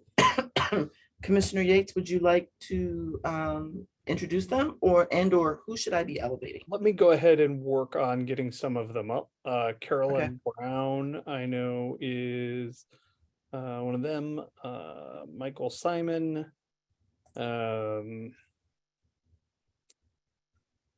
I've seen someone else earlier, but I don't see them anymore who had NHPF in there. They were hanging on.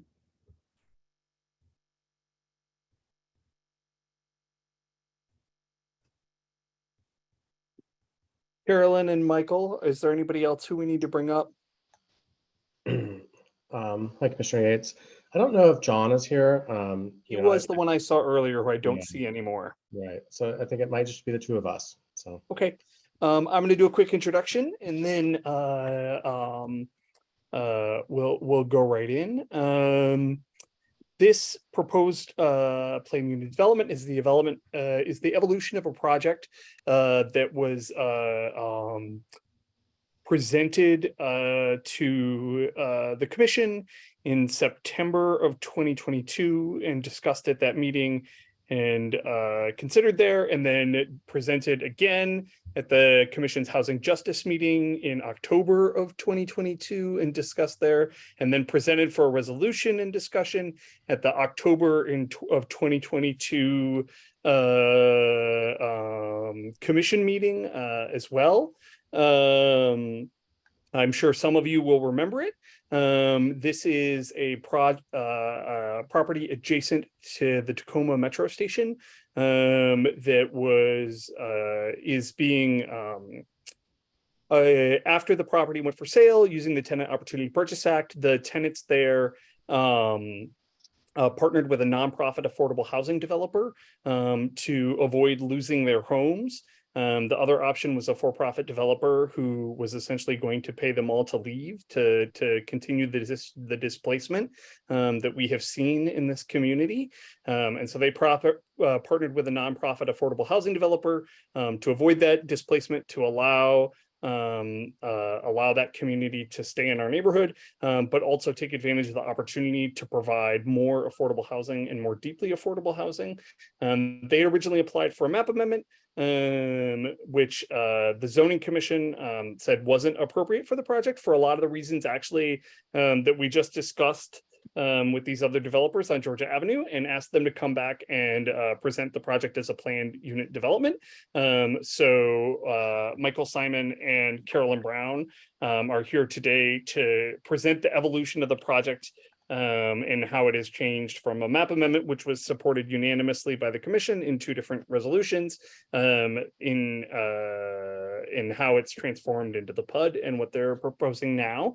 This is just a presentation tonight because it hasn't been assigned a number by the zoning commission yet. It hasn't been assigned a case, so it's a little premature to do a resolution. We wanted to get out in front, allow an opportunity for everybody to see this again, and allow the opportunity for questions from the commission. Yep. Thank you, Commissioner Yates. I'm not seeing an option for me to share my screen. Do I need that, someone to give me that right? You should have it. Should be a green button if you're on a desktop or a laptop, right in the center of your toolbar that says share screen.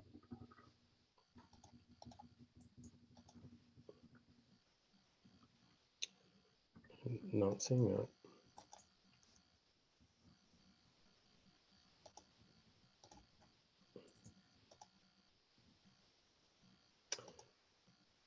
Carolyn, would you be able to? Oh, here we go. All right, now I have it. It just popped up. Thanks.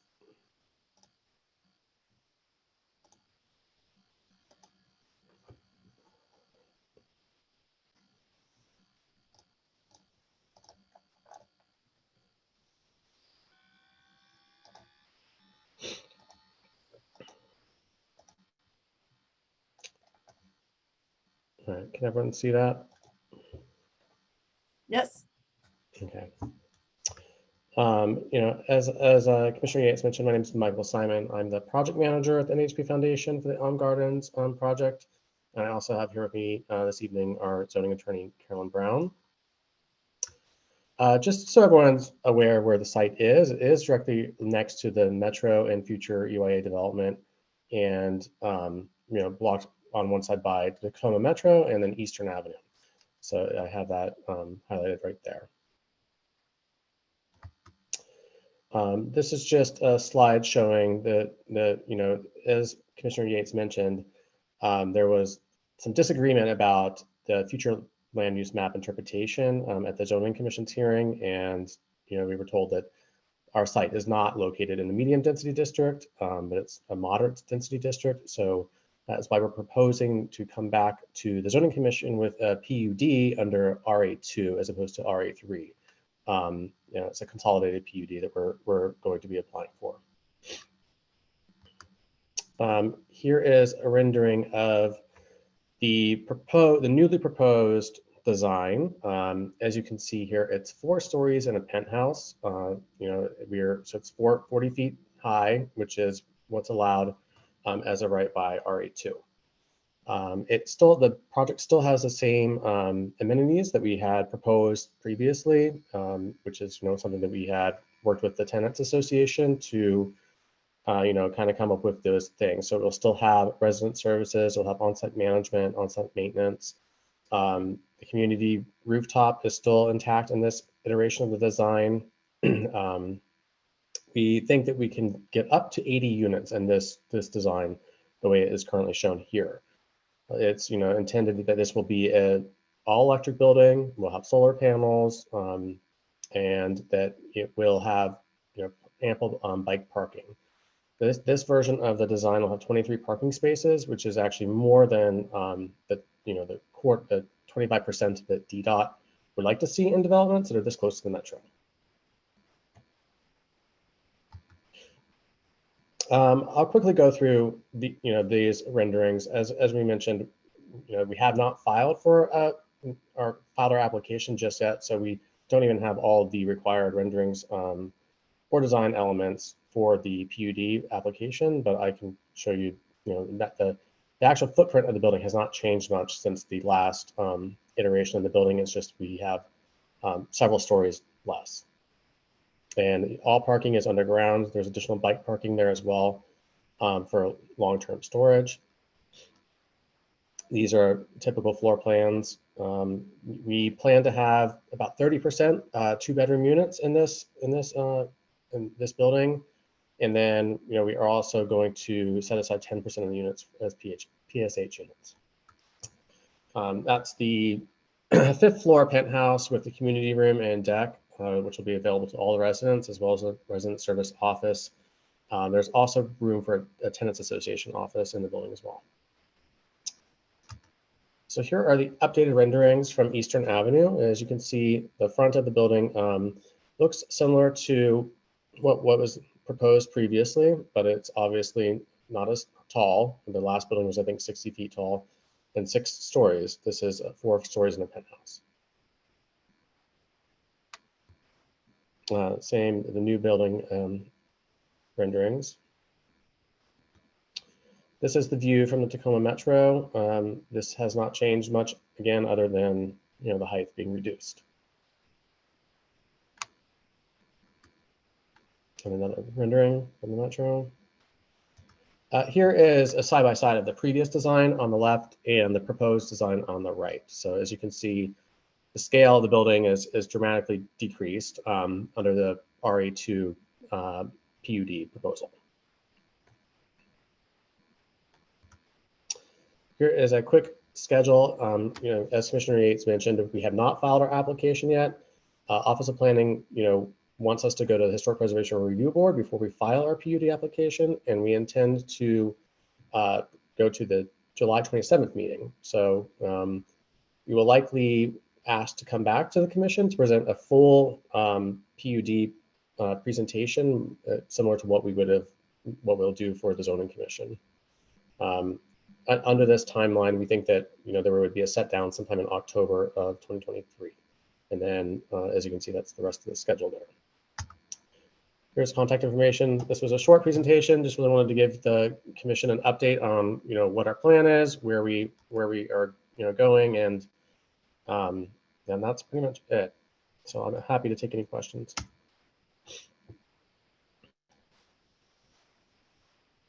Carolyn, did you have anything else you wanted to add to this? No. No, I'm happy to answer any questions that may come up. Thank you. Commissioner Palmer.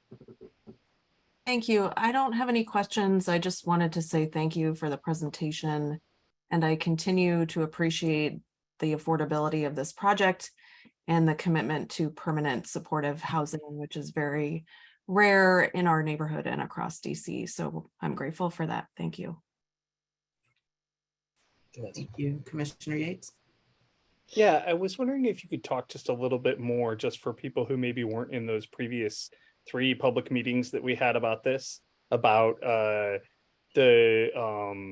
affordability levels in the units. I know you're probably sounding like you're repeating yourself, but I think it's important to do again. And then I would also just like to touch on how many possible affordable and deeply affordable units that we have lost through this process. How many have gone away? Yeah, no, the original design had 110 units. So this is going to be no more than 80 units. That's a significant decrease in those units. And we were always planning to have a 10% set aside for permanent supportive housing units.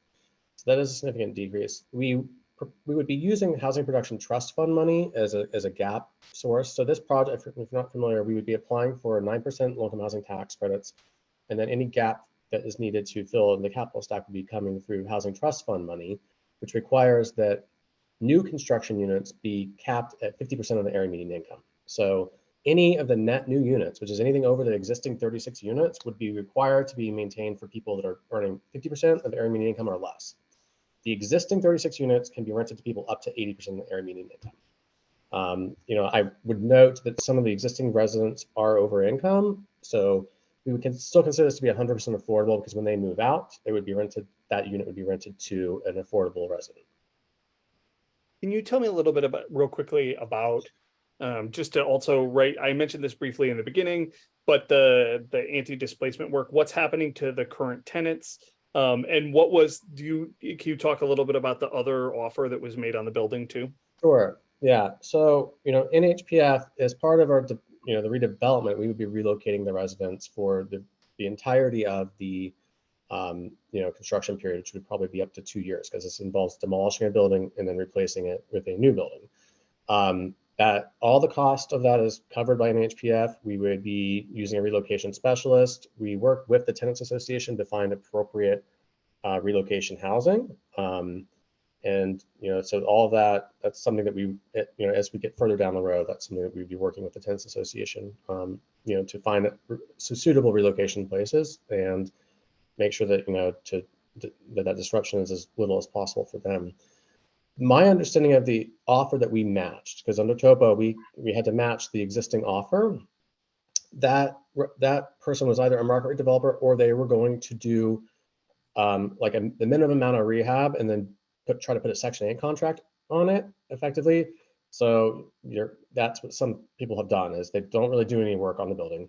They will try to get a Section 8 contract so they can charge the max contract rents and pocket the difference basically between whatever their tenants are paying, and that amount. So that's my understanding, is one of those two options is what we were matching, but I don't have any documentation of that. So that's just what I've been told by the TA. Great. Are there any other questions? You want me to read the questions in the Q&A, Allison? Yes, please.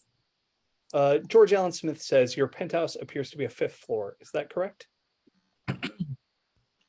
A penthouse is not considered a 5th floor from height standards. Is that correct, Carolyn? That's correct. Under the new zoning regulation, they're not that new anymore. They're from 2014. The 1910 Height Act was changed to allow habitable penthouses, and the zoning regulations were changed to allow that as well. They are not considered a story, although they are habitable. It's a mixture of mechanical and residential space, and it has a maximum height, I believe it is 12 feet, and I think ours is 11 something. George Allen Smith also wants to know, did you consider a redesign that is compatible with other buildings in the block that do not face the street like your proposed building? I don't think this is inconsistent with other items, other places in the block. It's, I don't think, this design for this site, we're trying to maximize the affordability component. This is the design that's best suited to do that. Can I ask, I just wanted to ask compatibility specifically. The previous design, the taller design, was looked at by the Historic Preservation Review Board for compatibility. Is that right? Yes, and they did not have an objection to the massing of the building. In fact, I think they approved the design as being compatible with the Tacoma Park Historic District. George Allen Smith wants to know, how tall is your proposed building? It is 40 feet to the top of the 4th floor and then the habitable penthouse. Linda L. Gray says, this isn't a question, but I'll offer you the opportunity to respond if you want. This project failed the Zoning Commission's smell test because it did not include the direct impact of its next door neighbors, the Eastmont Cooperative. We are all in favor of affordable housing, as we are creators of affordable housing, 37 years of market value cooperative housing. Listen to the homeowners and taxpayers of the 7,000 block of Eastern Avenue. Yeah, and that's why we're going through this PUD process, and we've reached out to Eastmont to try to set up a meeting to discuss this design with them, and I'm still waiting to hear back on a date for that. So we heard that a 4-story building would be acceptable during the zoning hearing to them. Obviously we're still in the design phase of this. We're not going to the Historic Preservation Review Board until July, so that's why we've reached out to them to start having discussions with them about the design. George Allen Smith says, to be clear, no units have been lost at 7050 because they never existed. And then he also says, so with the proposed penthouse, how tall is your proposed building? I don't have that number right off the top of my head, but I mean, with the penthouse is another 10 or 11 feet, that's, which is a lot under the zoning regulations. And the existing residents, these are rent controlled units, and it's a naturally occurring affordable building. That's one of the reasons why the residents chose to work with an HPF is because our commitment to make this a LIHTC affordable building in perpetuity. That's what the NHP Foundation is known for. That's all that we do is affordable housing development. I'll just note that the commission in its feedback on the comprehensive plan noted that we are losing naturally occurring affordable housing in our community, right? And we encourage the government to do more to preserve it. This is the sort of project that we talked about because, as folks know, right, older rent controlled buildings present prime opportunities for developers to engage in displacement. People who maybe haven't owned their homes but have been a part of the community for a very long period of time, and buildings that have been around for a long time, because no building newer than 1976 can enter rent control. And so naturally occurring affordable housing is something that is getting rarer and rarer in our community, and as a result is causing a lot of displacement. Yeah. That's a good note on which to end. Thank you very much for hanging in there and sticking it out until midnight. I think it's 11 o'clock. I don't know what time it is anymore. But thank you so much for coming. And now I think we're at the point of the meeting that will actually go quite quickly. We have a consent calendar, which I will read. All of these items were posted on our website, I believe, last Thursday. We typically set a deadline of the Friday before the meeting to get everything up so that people can read it. And so there will be I'll make a motion to accept the consent calendar as presented, and then we can vote on these items. The resolution 4B230601 calling for timely maintenance and stronger coordination among DC government agencies for stormwater management facilities, Commissioner Palmer, Yates, Brooks, and Gilligan, and Commissioner Smith. Resolution 4B230602 supporting safety improvements on 3rd Street Northeast between Riggs Road and 2nd Street Northeast. It's NOI 23110 TESD, Commissioner Brooks, Palmer, Yates, and Huff. Resolution 4B230603 requesting additional District Department of Transportation, Department of Public Works traffic calming measures in the 5900 block of 2nd Street Northwest, the 200 block of Peabody Street Northwest, and the 200 block of Oglethorpe Streets. Commissioner Johnson and Cohen. The resolution 4B230604 calling for better maintenance of National Park Service controlled DC parks and accountability to DC residents. Commissioners Palmer, Brooks, Yates, and Gilligan. And then lastly, there's a letter requesting a community-driven process for park programming and design at the Tacoma Metro Station, project HPA 23288, Commissioner Yates, Brooks, and Palmer. Is there a motion to accept the consent calendar as presented? I'll move. Thank you. Is there a second? Commissioner Colson, Commissioner Johnson, thank you very much. All in favor, please raise your hand or say aye. Aye. Commissioner Huff, you're on mute if you're talking. I can't hear you. Okay, we'll have to assume that she's not present at this point. Commissioner Cohen, were you waving at me or was that just an aye? I'm waving at you and that's an aye. Okay, thank you very much. Did you get that, Commissioner Palmer? Yep, I did. Okay, just for the record, since Commissioner Huff didn't vote in favor, I have to ask if there are any nays and if there are any abstentions. All right, seeing none, the motion carries. So lastly, on our very short agenda for the night, we have resolution 4B230605 opposing weakening of police accountability measures and B25014, the Police Officer Recruitment and Retention Act of 2023, and supporting recommendations for recruitment and retention. Commissioner Johnson. Hi, everyone. I'll try to make this quick. This is a resolution that our Community Safety and Support Committee worked on in response to Vincent Gray's bill, which would repeal police accountability measures that were previously passed by DC Council as part of its Comprehensive Policing and Justice Reform Act.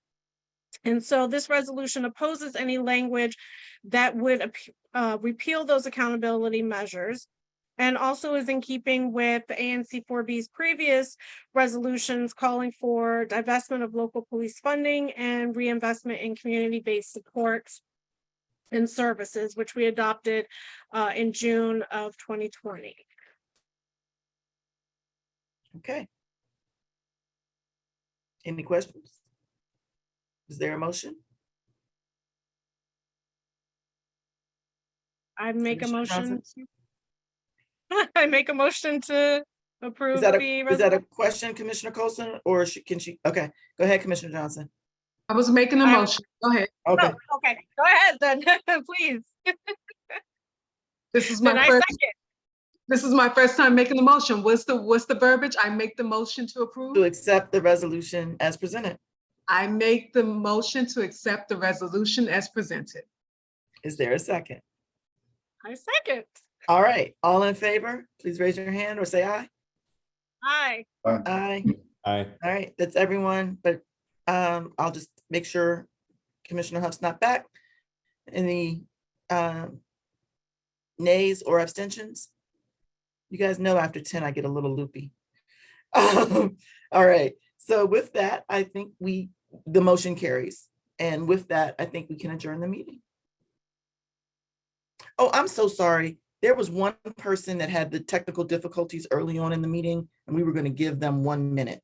So you guys have to hang on for 1 minute. Evan, who are we promoting? Hold And are on they just a second. If they here? lasted, they may It's not have. Anne. Anne is here. Yeah. Okay.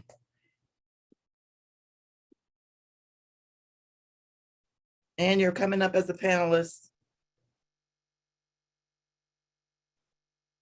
Ann's with DC Plug, right, Ann? Yes. If she's there. Anne, are you there? We may have lost Um, Ann. That happened. I can understand that. I would have done the same. I'm if here. I were- I'm No, here. I'm okay. here. I'm here. Good Okay. evening, commissioners and residents, if you're still on here listening. My name is Ann Walters, and I'm the outreach coordinator for DC Plug, Ward 4B, Feeder 15009. Just want to give an update that we are resurfacing, or we're restoring certain areas that we did disturb. So we're restoring 4th Street, part of Whittier, Van Buren. I think Van Buren might have been completed already. And we're installing 2 manholes this week at 3rd and Sheridan. And we're in different areas of the area doing different conduit. Some might be TE, but when there's TE, I'll let you know. I don't think we're doing any TE exactly, probably a few months away from now. But just want to let you guys know that we're still in the area, continuing construction. If there are any questions, please feel free to ask me. And if I can't answer it, I'll definitely get the answer to you guys. Thank you for hanging on. I had a real quick question, Chair Brooks, if I could. Yep, go I've ahead. heard from a lot of folks who are concerned about the condition of the traffic calming infrastructure along Piney Branch Road. And I want to ask about the timeline and the plans for restoration of that. Piney Branch, I do not have the answer for restoration at Piney Branch. I can get that answer and get back to you probably in August or before, send you guys an email about restoration for Piney Branch. And I'll also get information about the traffic situation that's probably created as a result of the construction, the daily construction. But I know we're doing restoration in certain areas right now. For example, 4th Street, Whittier, Van Buren, 4th and Van Buren, 2nd and Van Buren, we're on 4th Street and I think 3rd and Whittier. So, but to answer your question, I do not have the answer for the area you just asked about, but I'll make sure I get that answer and send that off to you guys. Okay. Commissioner Yates? That's okay? Yep. All right.